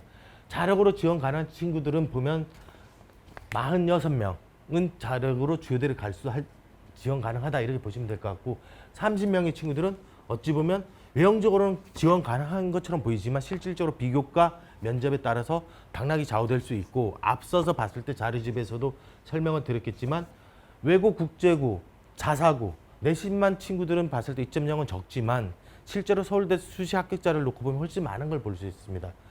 그만큼 봤을 때는 어떤 특목 자사고 친구들, 그 다음에 상위권 일반고 친구들과 경쟁을 해야 되는 친구들이기 때문에 이 부분에서는 외형적으로 보이는 것보다 실질적인 합격자 수는 줄어들 수 있다 이렇게 보시면 될 것 같습니다. 어쨌든 봤을 때 춘천은 그래도 자력으로 가는 친구들이 46명이고 절반 이상이죠. 그 다음에 30명은 내신만 갖췄다 이렇게 보시면 될 것 같고 원주시 내신만 갖춘 친구가 72명, 그 다음에 내신 앤드 수능 19명, 수능만 갖춘 친구가 9명입니다. 자력으로 지원 가능한 친구들은 28명에 불과하고 내신만 갖춘 친구는 72명입니다. 내신은 2.0에 들어왔지만 자력을 못 갖췄다는 얘기가 되겠죠. 보면 어찌 보면 원주의 일반고에 진학했다. 그럼 봤을 때 내가 내신만 갖춘 대열에 들어가서 비교과라든지 면접 이런 거에 경쟁을 할 거냐, 아니면 봤을 때 수능까지 갖춰서 내가 자력으로 갈 수 있는 컨디션까지 끌어올리느냐, 이 부분이 이제 중요한 포인트라고 볼 수 있겠죠. 다음에 밑에 지역을 보시면 속초 자력으로 내신만 가능한 친구들은 27명입니다. 자력으로 가능한 친구들은 2명입니다. 내신 수능만 갖춘 친구는 없습니다. 어찌 보면 최근에 자력으로 가능한 친구는 2명, 그 다음에 내신만 갖춘 친구는 27명. 좀 최근에서 봤을 때 속초 지역이 어떤 주요대 경쟁에서 좀 과거보다는 조금 밀릴 수 있는 요소가 있는지 않을까 이렇게 보여집니다. 다음 3페이지. 주요대 지원 가능 추정 인원이 많은 상위 10개 교. A고 내신만 갖춘 친구는 1명에 불과합니다. 내신 앤드 수능 7명, 수능만 갖춘 친구 13명. 20명 정도는 자력으로 가능하고 1명만 내신을 갖춘 정도입니다. 그러니까 21명 중에서 거의 20명 정도가 자력으로 갈 수 있다 이렇게 보시면 될 것 같고, 반면 H고 내신만 갖춘 친구가 15명입니다. 내신 앤드 수능 제로, 수능만 갖춘 친구 제로입니다. 외형적으로는 15명이 모두 다 주요대를 갈 수 있는 것처럼 보이지만 실질적으로는 비교과, 면접, 수능 최저학력 충족 여부에 따라서 당락이 좌우될 수 있다. 그러니까 H고에 간다. 그러면 내신에 봤을 때 2.0에 들어오느냐 안 들어오느냐. 뭐 가장 1차적인 스크린이지만 여기서 내가 끝났다고 생각을 하시면 안 됩니다. 수능을 갖춰놓고 내가 자력으로 갈 수 있는 컨디션까지 끌어올렸느냐 안 그러느냐. 그 부분이 상당히 중요하다. 이렇게 보시면 될 것 같습니다. 다음에 이제 4페이지. 여러분 공통자료집 18페이지에 해당되는 내용이고요. 주요대 내신 2.0을 갖췄지만 앞서 봤을 때 주요대 수능 점수로 주요대 정시까지 지원이 불가능하더라도 수시에서 안 떨어지기 위해서는 비교과, 면접, 그 다음에 수시 최저학력 충족을 맞춰야 됩니다. 비교과 면접 성적이 아무리 좋다고 하더라도 수능 점수가 안 되면 수능 최저학력 충족 여부에서 탈락이 됩니다. 그만큼 이제 중요한 부분일 거고요. 속초를 놓고 보면 내신 2.0 등급에 들어온 친구들이 29명입니다. 근데 체제로 충족할 수 있는 둘둘둘 정도 충족하는 인원은 11명, 37.9%, 약 40%, 10명 중에 4명 정도만 수능 최저학력 충족을 맞추고 6명 정도는 내신도 들어왔지만 체제를 못 맞췄습니다. 아무리 비교과 노력을 많이 한다 하더라도 수시에서 불합격하게 되겠죠. 체제가 있다면. 그 다음에 어떤 원주시 91명이 2.0에 들어왔지만 실질적으로 충족하는 인원은 둘둘둘 충족하는 인원은 39명, 42% 정도다. 이렇게 보시면 될 것 같고 60%는 둘둘둘을 체제를 설정하고 있다 그러면 불합격이 되겠죠. 그보다 낮은 게 2개 영역 2등급인데 원주시 같은 경우는 91명 중에서 58명, 63%, 4명 정도는 체제를 못 맞춰서 떨어진다. 이렇게 보시면 됩니다. 그만큼 봤을 때 수능이 좀 나온다고 내신 2.0에 진입했다고 안심할 게 아니라 수능이 어느 정도 나오느냐 이 부분에 대해서 관심을 안 쓴다면 봤을 때 수시에서도 큰 난항을 겪을 수밖에 없다 이렇게 보시면 됩니다. 5페이지. 자 이제 주요대가 아니라 의대 지원선을 놓고 보면 내신으로 1.5등급 이내 진입하거나 아니면 정시 수능 점수로 봤을 때 전국 의대 최하위권 주로 이제 조선의대라고 얘기할 수 있겠죠. 그 이상의 점수를 받아 친구들을 얘기하는 겁니다. 춘천시 내신만 갖춘 친구는 2명입니다. 내신 앤드 수능 모두 갖춘 친구는 없고 수능만 갖춘 친구 2명입니다. 자력으로 갈 수 있는 친구는 2명, 내신은 갖췄지만 봤을 때 체저라든지 어떤 비교과 이런 거에 대해서 당락이 좌우될 수 있는 친구가 2명입니다. 원주시 6명은 내신만 갖췄고 내신 앤드 수능 3명. 그 다음에 수능 갖춘 친구는 없습니다. 자력으로 갈 수 있는 친구는 3명, 나머지 6명은 어떤 비교과, 면접, 수능 최저학력 충족 여부에 따라서 좌우될 수 있다. 나머지 지역 강릉, 삼척, 속초, 양양, 인제, 철원, 홍천, 행성을 놓고 보면 내신만 갖췄지 내신 앤드 수능을 갖추지 못하고 있습니다. 이 부분에서는 만약에 이들 지역에서 의대를 관심 쓰려고 한다. 내신이 중요한 게 아니라 어찌 보면 수능이 더 중요하다 이렇게 보시면 되겠죠. 실질적으로 의대는 봤을 때 앞서 얘기했듯이 89% 정도가 수시든 정시든 수능 점수를 반영합니다. 그만큼 봤을 때 수능의 영향력이 큰 전형이라고 학과라고 볼 수 있고 수능 점수가 안 됐을 경우는 내신이 아무리 좋다 하더라도 1.0이라고 하더라도 탈락됩니다. 그만큼 봤을 때 수능의 중요성이 크다 이렇게 보시면 될 것 같고 강릉시 내신은 안 들어왔지만 뭐 수능 점수로는 정시를 지원 불가능하겠지만 이제 봤을 때 수시 쓴다고 했을 때 6명 정도가 1.5등급 이내 들어오는데 의대는 수시 최저 충족 기준이 좀 높습니다. 4개 등급 합 5입니다. 그래서 2명 정도가 충족할 수 있고 약 33%. 원주시는 9명 중에 3명. 나머지 6명은 내신은 들어왔지만 최저를 충족 못해요. 수능 점수가 안 돼서. 그래서 의대를 쓰고 싶어도 못 씁니다. 그게 이제 33% 쓸 수 있는 친구들. 춘천, 삼척, 속초 뭐 매년 해에 따라서 다를 수 있지만 어떤 평균적인 스탠다드 모형으로 놓고 보면 춘천은 안 나왔었습니다. 그만큼 봤을 때 춘천에 일반고 진학한다, 속초에 일반고 진학한다 안 나올 수도 있기 때문에 나는 봤을 때 내 친구들 과거 선배들보다 어찌 보면 수능 점수에 대해서 더 신경 써야 된다 이렇게 보시면 될 것 같습니다. 다음에 7페이지 내신 1.5등급과 서울대 수시 합격자를 비교해 봤습니다. 내신 1.5등급은 주요대는 2.0등급이라고 했죠. 1.5등급은 서울대, 연세대, 고려대를 수시로 쓸 수 있는 내신선입니다. 1.5등급이면 사실은 서울대를 쓸 수 있죠. 그랬을 때 과연 서울대 수시 합격자 몇 명이냐 놓고 봤습니다. 화천군 한 명이 들어왔는데 한 명이 합격을 했습니다. 어찌 보면 뭐 운이 좋은 지역이겠죠. 행성군 4명이 1.5등급이 들어오지만 실질적으로 합격하는 친구들은 절반. 춘천시 11명이 진입했지만 실질적인 합격자는 5명. 약 6명 정도는 떨어졌다는 얘기입니다. 어떤 비교과 면접, 그 다음에 수시 최저 충족에 따라서 당락이 좌우됐다 이렇게 보시면 될 것 같고 그 다음에 뭐 강릉시 25명이 진입하지만 실질적인 합격자는 2명입니다. 그만큼 봤을 땐 내신이 들어왔다고 안주할 게 아니라 실질적인 합격자랑 상당한 거리감이 있다 이렇게 보시면 됩니다. 특히 이제 뭐 초중 학부모님들은 내신 잘 따면 주요대에 반드시 합격하는 것처럼 잘못 생각하실 수가 있는데 실질적인 숫자를 놓고 보면 강릉 같은 경우는 25명인데 2명. 나머지 보면 내신은 갖춰놨지만 23명은 떨어진 겁니다.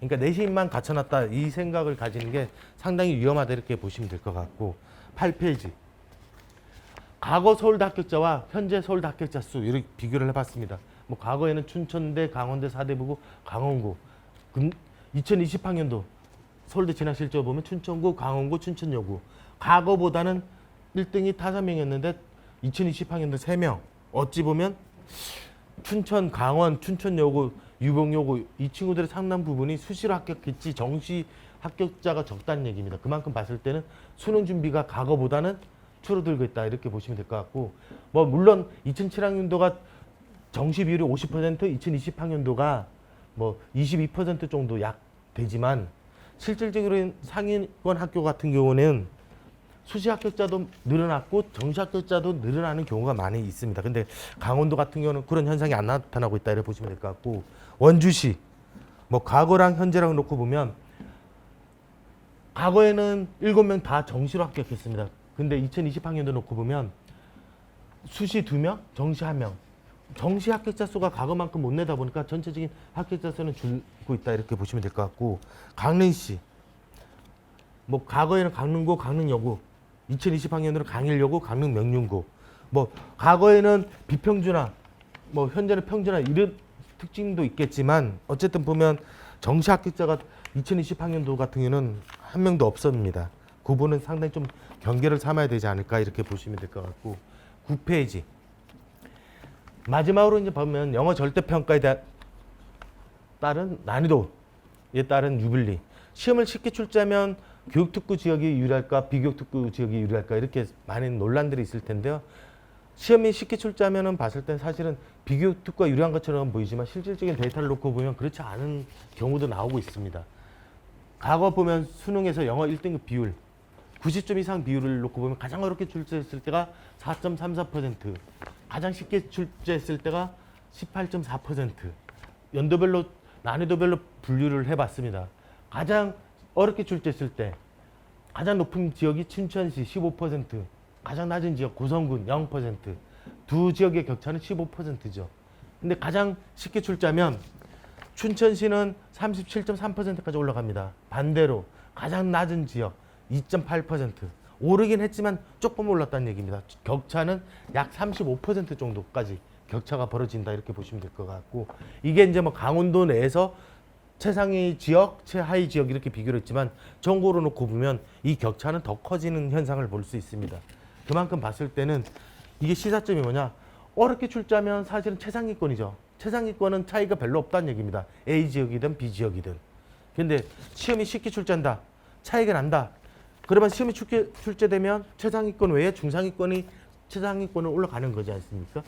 그랬을 때는 교육특구는 그대로 봤을 때 올라가는 성향이 있지만 비교육특구 지역 중상위권 친구들은 시험이 쉽게 출제된다 하더라도 학력 수준이 안 끌어올려져 있는 상태이기 때문에 많이 올라가지 않고 미미하게 올라가고 있다 이렇게 보시면 될 것 같고, 특히 이제 봤을 때 요거는 경계를 삼아야 되는 부분들은 초중 학부모님들 같은 경우는 최상위권이다 그러면 봤을 때 잘 진행되고 있는지 그분에 대한 용기를 주실 필요도 있지만, 반대로 자녀분이 중상위권이다 그럼 봤을 때 어찌 보면 최상위권 학생들하고 격차가 벌어질 수 있는 지역 있는 소지가 있기 때문에 그 부분에 대해서 경계를 특별하게 해야 되는 부분이 거고, 뭐 그런 부분에 대해서는 방학 때라든지 특히 이제 온라인 개학 시즌이다 보니까 아무래도 봤을 때 최상위권 학생들은 학원이든 학교든 온라인이든 열심히 공부하는 성향이 있습니다. 그렇지만 중상위권 학생들이 많이 좀 흔들리는 부분들이 있기 때문에 그 부분에 대해서 좀 바로잡는 여름방학 기간이 되었으면 좋겠습니다. 이상으로 마치도록 하겠습니다. 감사합니다. 네, 안녕하십니까. 종로학원 하늘교육 송기현 상무입니다. 제가 맡은 파트는 이제 특목 자사고 입시에 대해서 말씀드리도록 하겠습니다. 첫 번째 이제 설명드릴 내용은 특목 자사고 갔을 때 적응 문제, 그다음에 대학 진학 어떻게 되는지 살펴보고요. 두 번째는 특목 자사고 입학하기 위한 선발 시험, 그다음에 합격점, 면접 문제에 대해서 살펴보고, 마지막으로 특목 자사고 이제 여름방학을 앞두고 있는데 지원 시 무엇을 준비해야 되는지 살펴보도록 하겠습니다. 먼저 55페이지를 보도록 하겠습니다. 특목 자사고 진학했을 때 과연 우리 아이가 많이 적응할까 말까 이런 부분에 대해서 많이 고민하시는 분들이 있습니다. 적응 부분에 대해서는 이제 살펴보면 객관적으로 볼 수 있는 자료가 전출과 학업 중단입니다. 적응을 못해서 다른 학교로 전학을 간다든지 이게 이제 전출이고, 그 다음에 아니면 봤을 때 자퇴, 뭐 검정고시를 통해서 대입을 간다든지 이게 이제 학업 중단입니다. 전반적으로 놓고 보면 특목 자사고 전체 평균은 3.2%입니다. 영재학교는 0.7%, 과고 1.3%, 전국 자사고 2.6%, 지역 자사고는 4.3%, 지역 자사고를 빼고는 사실은 100명 중에 1명, 2명도 전출 또는 학업 중단이 없다는 얘기입니다. 사실은 봤을 때 그런 걱정은 상당히 기우다 이렇게 볼 수 있을 것 같고, 지역 자사고는 조금 뭐 평균적으로 높지만 100명 중에 4명 정도 수준, 상당히 보면 봤을 때 적응을 못한다 이런 고민은 없다 이렇게 보시면 될 것 같고, 뭐 학교별로 보면 55페이지 하단 영재학교를 보면 제일 높은 학교 1.3%, 없는 학교는 0%, 그 다음에 56페이지 과학고를 보면 제일 높은 학교 3.6%, 제일 없는 학교는 0.2%, 사실상 거의 없다 이렇게 보시면 될 것 같고, 전국 자사고 상대적으로 좀 제일 높은 게 북일고 김천고 4%대고, 상위권 외대부고 하나고 상산고는 봤을 때 1.4% 내외 이렇게 보시면 될 겁니다. 57페이지 지역 자사고, 지역 자사고는 조금 학교별로 편차가 있습니다. 뭐 장흥고, 동성고, 경희고 같은 거는 7에서 9% 정도 높지만 상대적으로 보면 충남 삼성고, 희문고, 안산 동산고 같은 경우는 1%대입니다. 안산 동산고, 충남 삼성고, 그다음에 희문고, 요건 이제 좀 상위권 자사고, 상대적으로 상위권 학교라고 볼 수 있고, 상위권 학교는 좀 학업 중단, 전출이 좀 낮은 반면 봤을 때 상대적으로 조금 중하위권 학교라고 볼 수 있는 장흥고, 동성고, 경희고는 좀 전출 학업 중단 비율이 높다 이렇게 놓고 봤을 때는 이들 학교 같은 경우는 조금 뭐 어떤 적응 문제라기보다는 학교 프로그램에 대한 불만족 이런 부분들이 조금 더 외성 변수가 있다 이렇게 보실 수 있을 것 같습니다. 58페이지 외고도 마찬가지로 상위권 학교 김해외고, 대원외고, 대전외고는 1%대 내외, 그 다음에 이제 김포, 서울 외고 같은 경우는 좀 상대적으로 높지만 4에서 5% 수준, 국제고 1%에서 3% 수준이다 이렇게 보시면 될 겁니다.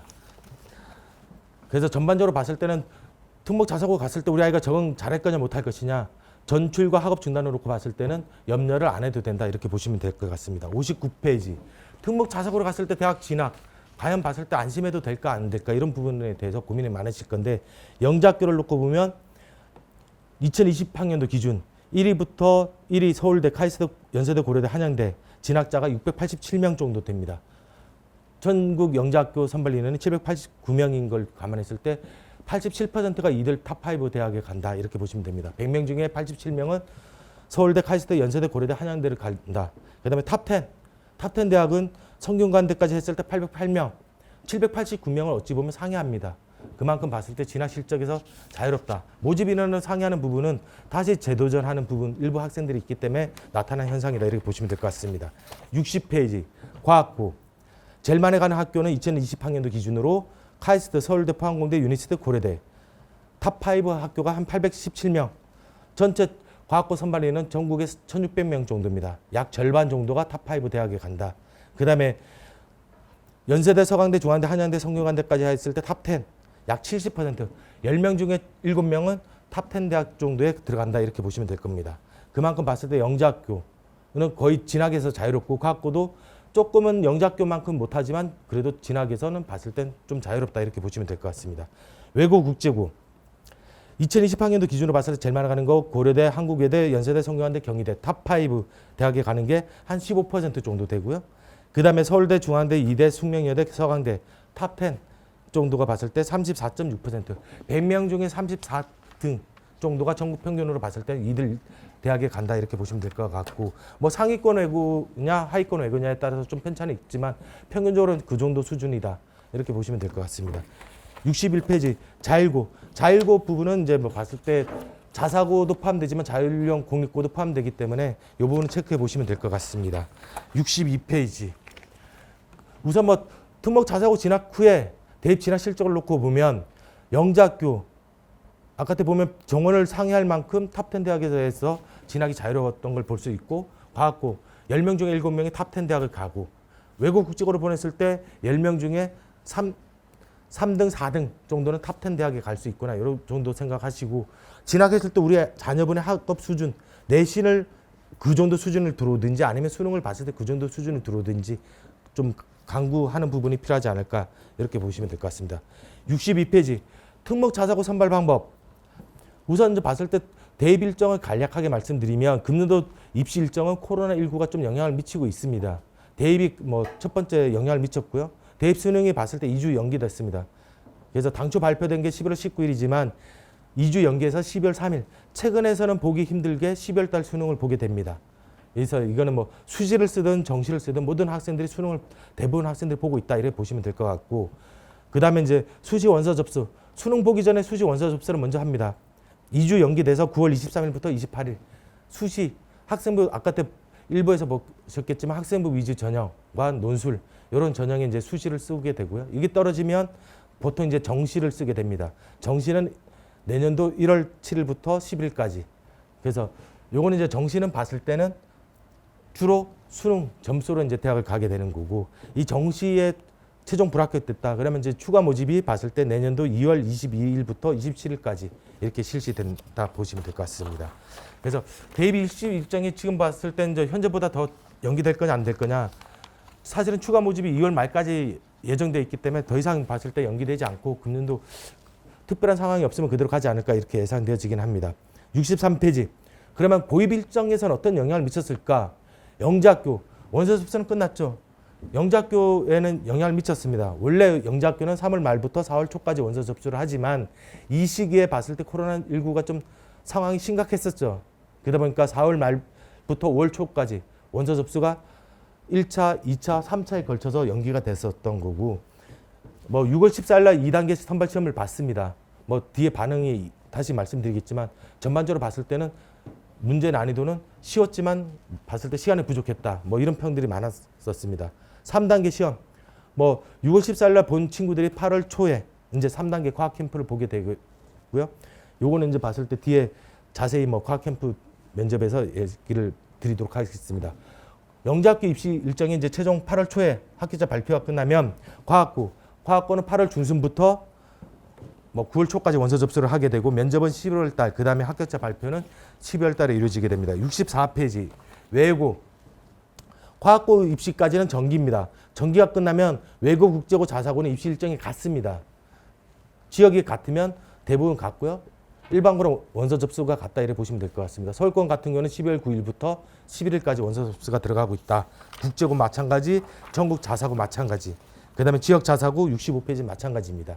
다만 이제 전국 자사고 같은 경우는 타 지역 전국 자사고를 지원하는 학생들이 있는데 외고, 국제고, 자사고 썼을 때 떨어지면 일반고 쓰는데 불이익이 없습니다. 그대로 봤을 때 자기 지역에 일반고 갈 수 있습니다. 근데 타 지역을 쓸 때, 전국 자사고를 쓸 때는 좀 사전에 좀 스크린 해볼 필요가 있습니다. 그 학교에 떨어졌을 때 자기 지역 일반고에 가는데 좀 불편함이 있는지 없는지. 대부분 불편함이 없는데 그래도 돌다리를 두들겨 놓는 심정에서 체크를 해 놓으시는 게 좋지 않을까 이렇게 봅니다. 66페이지. 자, 이제 선발 방법. 중요한 건 봤을 때는 외고, 국제고, 자사고, 그 다음에 과학고는 내신이 중요합니다. 여러분들이 봤을 때 곧 있으면 이제 기말고사, 3학년 1학기 기말고사를 볼 텐데 3학년 1학기 기말고사 과학고 끝났다고 안심할 게 아닙니다. 서울권 같은 경우에는 3학년 2학기 내신이 반영됩니다. 그 다음에 인천, 경남, 대전 같은 경우 3학년 2학기 내신이 반영되기 때문에 과학고 원서 접수 썼다고 해서 3학년 2학기 수학과학 내신 소리하면 안 됩니다. 이 부분 체크해 주시고요. 외고, 국제고, 자사고는 12월 달에 원서 접수를 하기 때문에 대부분 학교가 3학년 2학기 내신까지 반영합니다. 그렇기 때문에 3학년 2학기 중간고사, 기말고사 신경 써야 되고 실수를 했을 경우에 자칫 그동안 준비했던 지원 전략에서 차질이 빚어질 수 있다 이렇게 보시면 됩니다. 67페이지 전국 자사고. 김천고, 포항제철고, 상산고, 민사, 광양제철고. 최종 모집 요강은 아직 2021학년도 요강은 안 나왔습니다. 안 나왔지만 전년도 기준으로 놓고 봤을 때는 김천고, 포항제철고, 상산고, 그 다음에 광양제철고는 3학년 1학기까지, 나머지 학교들은 3학년 2학기 내신까지 반영되기 때문에 이 부분에 대해서 체크를 하실 필요가 있다. 이렇게 보시면 될 겁니다. 68페이지. 자, 금년도 중3 학생들은 학생 수가 전년에 비해서 서울권은 9.2%가 감소합니다. 전국적 평균으로 봤을 때는 전년도에 비해서 3만 명이 감소하기 때문에 약 7%가 감소합니다. 전반적으로 학생 수가 감소하면 경쟁률에서는 하락 요인이 발생되고 있는 겁니다. 뭐 영재학교 원서 접수 끝났지만 봤을 때 전반적으로는 전년도에 비해서 10% 정도 떨어졌습니다. 학생 수 감소에 보다 좀 더 떨어졌다. 이렇게 볼 수 있고요. 선호도가 감소했다기보다는 저희가 봤을 때는 좀 어떤 코로나 상황에서 원서 접수가 들어갔던 게 영향을 미치지 않았을까 이렇게 보긴 합니다. 그래서 뭐 이게 나머지 이제 69페이지 과학고, 그 다음에 외고, 국제고, 전국 자사고, 72페이지 지역 자사고 경쟁률이 있는데 대부분 보면 과학고는 선호도가 올라갔기 때문에 전년도보다는 조금 소폭 올라가지 않을까 보긴 합니다. 학생 수 감소가 영향이 있지만 그래도 선호도 상승 부분은 경쟁률 상승 요인의 부분이기 때문에 뭐 유지 또는 소폭 증가하는 학교들이 나타나지 않을까 이렇게 보고요. 그 다음에 외고, 국제고, 자사고 같은 경우에는 전반적으로 봤을 때 학생 수 감소 영향을 미칠 거다. 다만 현재 고등학교 2학년 이하 학생들부터는 정시 40%로 증가됩니다. 외고, 국제고, 자사고 하면 이제 보통은 수능에 강한 학교로 알려져 있죠. 이 학교들 과연 봤을 때는 수능에 강한 학교이기 때문에 이 학교들에 대해서 지원이 얼마큼 높아질 거냐 이렇게 볼 수 있는데 그동안 과거 경험치로 놓고 보면 외고, 국제고는 경쟁률이 높지 않습니다. 전국 단위 자사고도 높지 않은 편이고 그래서 크게 뭐 급상승하거나 그러지는 않지 않을까 이렇게 보기는 합니다. 아마 지켜보면은 비슷한 양상이 나타나지 않을까 이렇게 예상을 하면서 한번 여러분들도 자료를 점검해 보시기 바랍니다. 73페이지 특목 자사고 선발 방법. 일단 영재학교 지금 진행되고 있지만 중학교 2학년 이하 학생들은 내년부터 원서 접수를 할 수 있죠. 중학교 2학년뿐만 아니라 중학교 1학년도 지원 가능한 학교입니다. 제일 중요한 건 1단계 서류평가에서 제한이 있느냐 없느냐. 제한이 있으면 당연히 경쟁률이 줄 수밖에 없는 학교겠죠. 그래서 비교과 우수한 학생들은 제한이 있는 학교, 대전과고, 한국과학영재학교, 세종과학예술영재학교를 뭐 지원하면 되는 거고 대부분 그렇지 않은 친구들은 제한이 없는 학교에 지원하는 게 유리하겠죠. 제일 중요한 거는 2단계 영재성 검사 및 창의적 문제결력 검사입니다. 이 시험으로 180명에서 뭐 1.5배수, 학교별로는 2배수까지 선발합니다. 그러니까 대부분 지원자가 1000명, 2000명 넘는 인원들이 다 2단계 시험에서 떨어진다 이렇게 보시면 될 것 같고 그걸 통과하는 친구들이 이제 지금 보면 금년도 중3 같은 경우는 3단계 8월 달에 시험 보는 과학 캠프를 앞두고 있는 상황이죠. 이걸로 최종으로 선발한다 이렇게 보시면 될 것 같고 과학고는 서류평가 및 출석 면담 1단계, 그 다음에 2단계 소집 면접으로 뽑는데 제일 중요한 건 봤을 때는 출석 면담 부분이 좀 중요하지 않을까 저는 개인적으로 보면서 출석 면담에서 주로 이루어지는 게 면접에 대해서 집중적으로 체크가 이루어지기 때문에 이 부분이 중요하지 않을까 생각합니다. 74페이지 외고 국제고 1단계 영어 내신, 2단계 면접입니다. 1단계 영어 내신 안 되면 2단계 면접을 못 봅니다. 영어 내신으로 1.5배에서 2배수를 선발합니다.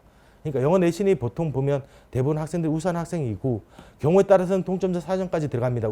상위권 외고 같은 경우는 3학년 2학기 국어 사회, 그 다음에 3학년 1학기 국어 사회. 이게 안 되면 2학년 2학기, 그것도 안 되면 2학년 1학기까지 가는데 아직까지 2학년 1학기까지 간 경우는 없고 최상위권 학교 중에서는 2학년 2학기까지 간 사례가 나타나고 있습니다. 그러니까 특히 봤을 때는 좀 내가 상위권 외고 국제고로 가고 싶다. 그러면 3학년 1학기, 2학기 국어 사회까지 올해가 되도록 신경 써야 된다. 이렇게 보시면 될 것 같고 전국 자사고 마찬가지입니다. 1단계 내신, 2단계 면접입니다. 그래서 1단계에서는 국영수사가 주요 내신을 반영하거나 아니면 전 과목을 반영하는 학교가 있다. 이렇게 보시면 될 것 같고 지역 자사고 서울권 지역 자사고는 추첨입니다. 운이 절대적으로 필요하겠죠. 그 다음에 이제 운을 통과하면 면접을 볼 수 있다. 이렇게 보시면 될 것 같고 이외 자사고는 1단계 내신, 2단계 면접. 그래서 1단계 내신이 중요하다. 이렇게 보시면 됩니다. 75페이지. 우선 봤을 때 영재학교랑 과학고 문제를 넣어놨습니다. 금년도에 실시됐던 영재학교 문제가 수록되어 있는데 전반적으로 학교별 반응을 체크해 보시면 될 것 같습니다. 근데 전반적인 반응이 뭐냐. 수학과학 문항이 전년도에 비해서 조금 어려웠다. 다양한 답이 나올 수 있는 창의성 문항이 뭐 출제되었다. 시험 시간이 줄어들어서 문제풀이에 부족했다. 뭐 심화 내문항은 전년 비해서 어려웠다. 뭐 또는 봤을 때 시험 시간이 부족했다. 뭐 이런 평들이 제일 많습니다. 전반적으로 놓고 보면 특징이 뭐냐? 시험 시간이 부족했다는 거는 봤을 때 대입 수능에서도 마찬가지지만 최근 트렌드가 준킬러, 대입 수능에서 준킬러라고 들어보셨을 겁니다. 준킬러 문항의 난이도가 올라가서 어려웠다. 놓고 보면 준킬러 문항은 심화 문제입니다. 여러분들이 익숙하지만 내가 문제를 막상 풀려고 하면 못 풀리는 문제. 이게 이제 심하다 보니까 그런 형태가 나타나는데 영재학교도 마찬가지입니다. 과거에는 봤을 때 선행, 내가 선행을 안 하면 미처 아예 모르는 경우가 발생됐지만 최근에 문제를 놓고 보면 내가 봤을 때는 선행, 심화, 반복한 친구들한테는 내가 알고 있는 문제입니다. 익숙합니다. 시간이 있으면 마치 풀 것처럼 느껴지는데 시간 내에 못 풀었다는 게 중요하죠. 심화 학습이 그만큼 준비가 덜 돼 있다. 이렇게 보시면 될 것 같고 문제 80, 81페이지, 82페이지 쭉 문제가 나와 있기 때문에 이 문제들을 봤을 때 풀어보시면 될 것 같고 그 다음에 과학고를 준비하는 친구들 93페이지 출석 면담 및 면접 문제에 대해서 자세히 나와 있습니다. 특징을 보면 뭐 출석 면담 같은 경우는 수학과학 선생님이 질문에 대해서 답변하면 다시 질문, 또 답변, 질문, 답변. 그만큼 봤을 때 깊이 있는 사고 능력을 묻고자 하는 과정이 있었다. 이렇게 보시면 될 것 같고 94페이지, 95페이지는 소집 면접에서의 문제. 아마 중학교 과정을 나간 친구들 한번 이 문제를 봤을 때 내가 이 문제를 과연 풀 수 있을 거냐 못 풀 것이냐 이런 부분에 대해서 체크해 보시기 바랍니다. 98페이지 이제 봤을 때 특목 자사고 외고 국제고 자사고는 1단계 내신 2단계 면접인데 1단계 내신 합격선에 말씀드리면 외고 대일 외고 대원 외고 160점 만점 중에 160점이 평균입니다. 즉 뭐냐면 B가 없었다는 얘기입니다. 그 다음에 명덕, 이화, 한영, 서울 외고를 놓고 보면 160점 중에 158점 또는 159점이라는 얘기입니다. 한 학기라도 영어를 봤을 때 A 받으면 40점, B를 받으면 36점, 4점 간점입니다. 즉 B를 받은 친구들이 거의 없다는 얘기겠죠. 그래서 제가 봤을 때 올해를 강조하는 이유가 여기 있다 이렇게 보시면 될 것 같고 학교자 평균이 다 160점이기 때문에 동점자 사전까지 준비하라는 것도 여기 있다 이렇게 보시면 될 것 같고 수도권 외고 체크해 보시고 지방권 외고 체크해 보십시오. 국제고 체크 다 봤을 때 뭐 내가 가고 싶은 학교들은 거의 160점에 가까운 걸 볼 수가 있고 뭐 내가 조금은 봤을 때 이 학교를 갈까 말까 고민스러운 학교들은 160점이 아니라 조금 봤을 때 그보다 낮은 B가 있어도 가는 학교들이 있긴 있습니다. 그런데 이제 뭐 그럴 경우에 이 학교를 갔을 때 과연 봤을 때 내가 전국 평균 외고 실적만큼을 낼 수 있느냐 못 낼 수 있느냐 이 부분에 대해서는 고민을 해봐야 된다 이렇게 보시면 될 것 같습니다. 100페이지 전국 단위 자사고 학교성 하나고 외대부고 인천 한르고 올해 또는 만점 중에 만점입니다. 학교자 평균이. 그러니까 국영수사가 전국 단위 자사고 지원하려고 하는 친구들은 국영수사가 봤을 때 2학년 1학기, 2학년 2학기, 3학년 1학기, 3학년 2학기 올해를 다 받도록 해야 됩니다. 그래서 3학년 2학기 내신도 특별하게 신경 써야 되는 거고 전 과목 정말로 봤을 때 안타깝게 실수를 한 친구들이 있습니다. 봤을 때 이제 3학년 2학기 예를 들어서 뭐 B를 받았다 한 개, 뭐 국영수사 가면 치명적이겠지만 기술 과정이다. 그러면 봤을 때는 쓸 수 있는 부분도 분명히 있다 이렇게 보시면 될 것 같고 지역 자사고 체크해 보십시오. 그 다음에 101페이지. 자 1단계 내신을 통과하면 면접을 보게 됩니다. 면접 과연 어떻게 나올 거냐, 별도 준비가 필요하냐 안 필요하냐 이렇게 놓고 보시면 서울권 내고 대부분 보면 읽어보시면 아시겠지만 자기소개서 토대 면접을 진행하고 있습니다. 그래서 사전에 봤을 때 뭐 이거에 대해서 많은 준비가 있기보다는 자기소개서를 철저하게 쓰고 그 대해서 실제 면접 보기 전에 한 봤을 때는 뭐 일주일 전에 한 연습을 몇 번 한다든지 이렇게 하면 크게 문제는 없지 않을까 이렇게 생각되어집니다. 실제로 대입에서도 서류 기반 면접을 준비하는 친구들은 면접을 미리 준비하지는 않습니다. 대부분 합격자 1단계 통과되고 난 다음에 면접을 일주일 앞두고 한 몇 번 연습하고 가는 형태다 이렇게 보시면 될 것 같고 103페이지 수도권 외고 좀 공통 질문이 나와서 지문 제시형 면접이 아니냐 이렇게 당황스러울 수도 있는데 꼼꼼하게 읽어보시면 당황스러워할 부분은 아닙니다. 여기에서 파악하고자 하는 능력은 뭐냐면 핵심 요지 파악 능력입니다. 그래서 여러분들이 어떤 핵심 이 지문에 지어졌을 때 당황스럽지 않게 꼼꼼하게 읽어보시고 요지가 무엇인지 그리고 본인의 생각 다소 정답이 없는 문제입니다. 본인의 논리력 사고력을 물어보는 거기 때문에 정답이 없다고 너무 위축될 필요가 없다 이렇게 보시면 될 것 같습니다. 105페이지 106페이지 체크해 보십시오. 국제고 국제고도 마찬가지로 공통 질문이 나오지만 지문 제시형 면접으로 나오고 있다 이렇게 보시면 됩니다. 그 다음에 108페이지 전국 단위 자사고 하나고 외대부고는 외국 국제고랑 비슷하고요. 상당고 일부 봤을 때 수학 문제처럼 비슷하게 나오지만 뭐 교과 지식이 요하는 문제는 아닙니다. 사고력 문제입니다. 그래서 이런 부분들이 나오니까 요거는 이제 내가 희망하는 학교들 미리 체크해 봐서 준비를 해 볼 필요가 있다 이렇게 보시면 될 것 같고 111페이지 체크해 보십시오. 112페이지 특목 자사고 합격자 사례. 특목 자사고를 지원하든 안 하든 일반고를 지원하더라도 한번 자기소개서를 쓸 필요가 있을 것 같습니다. 이거 왜 그러냐면 대입에서 학생부 전형이 봤을 때 사실은 고입에서 자기주도 학습 전형과 동일합니다. 그랬을 때 정말로 우리 아이 자녀분이 학생부를 떼어봤을 때 어떤 핵심적인 내용들이 있는지 그 부분이 많이 필요하다 이렇게 보면 될 것 같고 많은 부모님들이 비교과 하면 양을 생각합니다.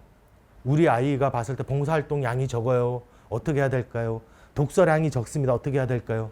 이렇게 많이 생각하는데 제가 이 부분을 드린 이유는 뭐냐면 핵심 키워드입니다. 학생부에서 어떤 내용들이 과연 의미가 있고 의미가 없는지 그런 부분들에 대해서 저희가 핵심 키워드를 집어넣어 주는데 보면 대부분 학습 태도, 학습 수준 이런 게 이제 나올 수 있는 내용들 우리 보면 대부분 핵심 키워드라고 보시면 될 것 같고 그 외적인 부분에서는 리더십 이 친구가 봤을 때 학생 간부를 했냐 안 했냐 이런 부분들이 대다수다 이렇게 보시면 됩니다. 그래서 여러분들의 학생부 자녀분 학생부를 볼 때 학습 태도에 대해서 핵심 키워드가 뭐냐 남들이 뭐든 다 들어가는 추상적인 표현이 들어가 있는지 아니면 봤을 때 우리 아이만을 위한 핵심 키워드가 있는지 이런 부분들에 대해서 체크할 필요가 있고 앞으로 봤을 때도 고등학교 들어갔을 때도 이런 부분에 대해서 학생부를 꼼꼼하게 체크할 필요가 있다. 이런 키워드가 들어가도록 많은 노력을 해야 된다 이렇게 보시면 됩니다. 그래서 전반적으로 보면 깊이 있는 공부 이런 부분들에 대해서 깊이 있고 태도가 봤을 때 끈질기게 과제를 지속적으로 하느냐 아니면 내가 봤을 때 휘발성으로 일회성으로 끝났는데 다 한 것처럼 이렇게 포장됐느냐 이런 부분들이 중요하다 이렇게 보시면 됩니다. 115페이지 자 이제 여름방학 때문에 여러분들이 학생부를 직접 써봐야 됩니다. 그 전에 봤을 때 이해할 게 학생부 항목을 좀 보실 필요가 있습니다. 보면 고입이든 대입이든 학생부 항목은 비슷하고요. 다만 이제 수상 경력 대입은 수상 경력이 상당히 중요합니다. 특정 과목에서 최상위권이냐 아니냐 이 부분을 판단할 때 교내 수상인데 고입은 봤을 때 수상 경력은 빠집니다. 대신 보면 내신 교과 학습 발달 사항에서 어떤 교과 내신뿐만 아니라 세부 특기 사항을 볼 수 있다 이렇게 보시면 됩니다. 그래서 이 부분이 교과 학습 발달 사항이 고입에선 중요하다 이렇게 보시면 될 것 같고 내가 이제 뭐 과거를 쓴다 그러면 수학과학을 반영하기 때문에 수학과학만 잘하면 되는 거 아니야 이렇게 생각할 수도 있는데 사실은 생활기록부는 반영은 안 하지만 전 과목이 들어갑니다. 전 과목이 제출되기 때문에 간접적으로 어떤 판단의 근거가 될 수는 있겠죠.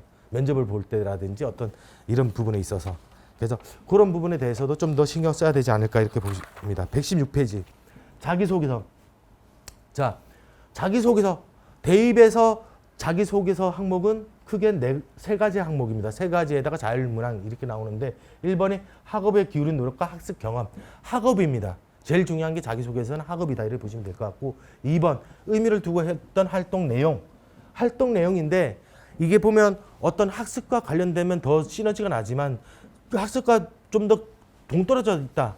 그러면 의미 있는 활동이 좀 더 퇴색될 수밖에 없습니다. 그래서 1번, 2번을 통해서 보려고 하는 것은 학업에 대해서 학습 수준, 그 다음에 학습 태도를 보려고 하는 겁니다.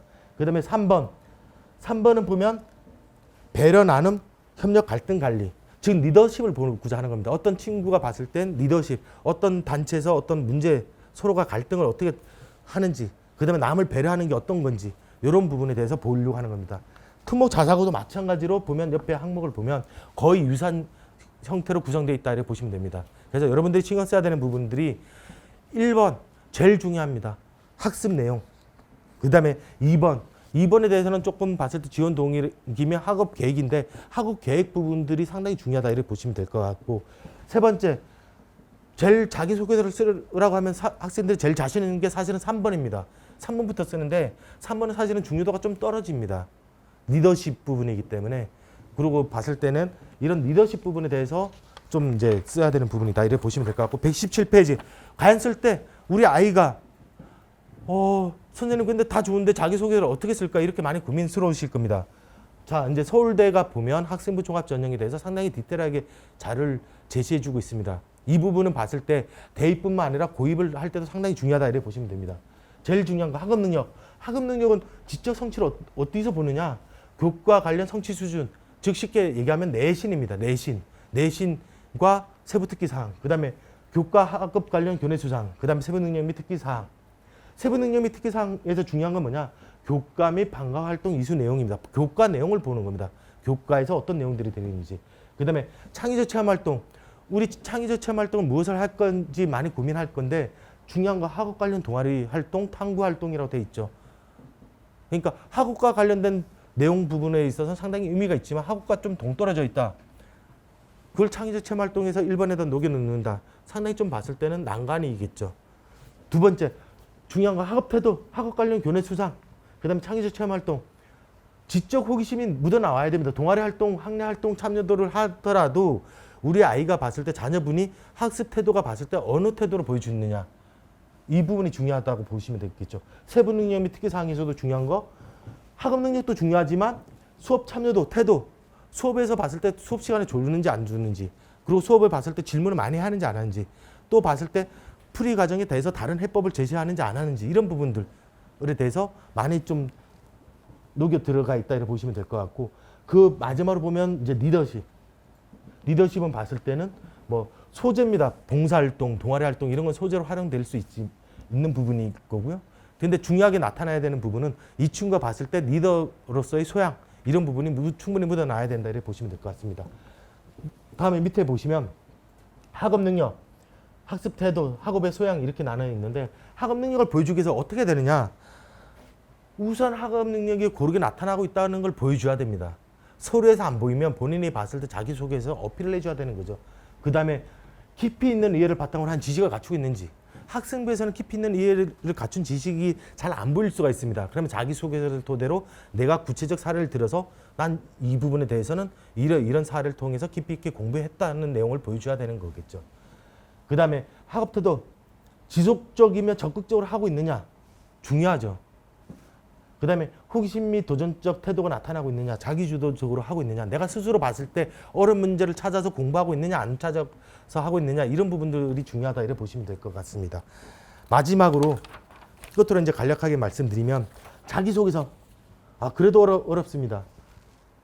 자 이제 서울대가 제가 제시한 건 아니고 서울대가 제시한 겁니다. 자기소개서 어떻게 작성하느냐 제일 중요한 거 내가 그동안 해왔던 활동에 대해서 메모지에 다 적어보세요. 다 적는 게 중요하다. 그리고 그거에 대해서 각각의 의미를 내가 스스로 의미를 부여해 봤을 때 의미를 부여해 주고 왜? 처음부터 내가 무엇을 써야 될지 압축하려고 하면 많은 고민이 있을 겁니다. 그렇기 때문에 다양한 활동을 다 적시를 해주고 그 중에서 봤을 때 본인이 이제 추려 나가야 되는 작업을 해야 됩니다. 그랬을 때 가장 의미 없는 것부터 제거를 해 나가십시오. 그랬을 때 이제 보통은 보면 사례를 몇 가지를 들 거냐. 앞에서 나왔죠. 대입에서 의미 있는 활동 3가지 이내라고 있잖아요. 그러면 여러분들이 봤을 때 의미 있는 활동 사례 또는 이런 거를 3가지 이내를 압축해서 써 나가는 게 자기소개서다 이렇게 보시면 될 거죠. 안 그러면 봤을 때 이 이상 많다. 가면 단순 사실 나열이 될 수 있습니다. 단순 사실 나열 하지 말고 과정이나 어떻게 공부했는지 그 내용을 나타내라 이렇게 보여져 있고 구체적 경험이나 일화가 없으면 사실은 다 허황된 추상적인 얘기가 될 수밖에 없습니다. 그러니까 이 구체적이나 경험 같은 경우는 이런 부분에 대해서 내가 깊이 있는 공부를 했다. 그러면 적절한 사례인지 아닌지 이런 부분에 대해서 좀 신경 써야 된다 이렇게 보시면 될 것 같습니다. 뭐 마지막으로 봤을 때는 서울대 지원자 가장 많이 읽은 책, 뭐 여름 방학 동안 봤을 때 자기소개서 쓰는 것도 중요하지만 독서 부분도 봤을 때는 뭐 들어보셨을 겁니다. 수능에서 봤을 때 비교과 뭐 독서 지문이 어렵다 이런 부분들이 많이 될 거고 그다음에 논리력 중요하다. 근데 독서 부분이 좀 그런 부분에서는 좀 많이 다양한 독서를 하는 게 도움이 되지 않을까 생각하였고 제가 적시를 해드렸습니다. 뭐 끝으로 이제 봤을 때 뭐 정리를 해드리자면 특목 자사고에서 이제 제일 중요한 거는 과학고 영재학교는 봤을 때 과거 선행보다는 심화 공부를 많이 물어보고 있는 추세로 가고 있다. 깊이 있는 공부를. 그래서 내가 알고 있더라도 시간이 부족해서 못 푸는 거 심화가 안 됐기 때문에 못 푼다 이렇게 생각하시면 될 것 같고 두 번째 과거 영재학교가 아니라 특목 자사고를 외고 국제고 자사고를 쓰려고 한다 하면 제일 중요한 게 1단계 내신입니다. 근데 내신을 갖추면 모든 친구들이 내가 모두 다 갖췄다고 생각하는데 사실은 내신은 지원자가 대부분 기본이다. 이래 보시면 될 것 같습니다. 그래서 내신이 봤을 때 기본으로 갖추고 그 다음에 봤을 때 내가 이거에 대해서 내신 외에 진학했을 때 과연 봤을 때 어떤 깊이 있는 자신감을 가지고 갈 거냐 공부를 할 거냐 이 부분에 대해서도 고민을 많이 해보시는 게 중요하다. 이렇게 보시면 될 것 같습니다.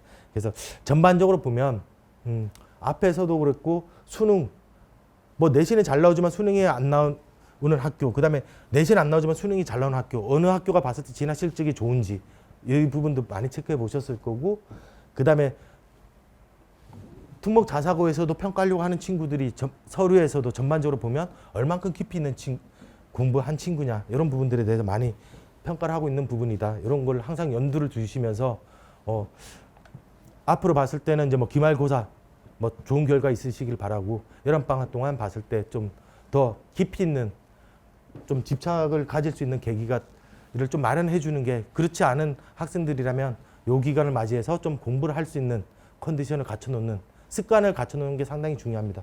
그런 학생이 좀 되는 시간이 됐으면 좋을 것 같습니다. 이상으로 마치도록 하겠습니다. 감사합니다.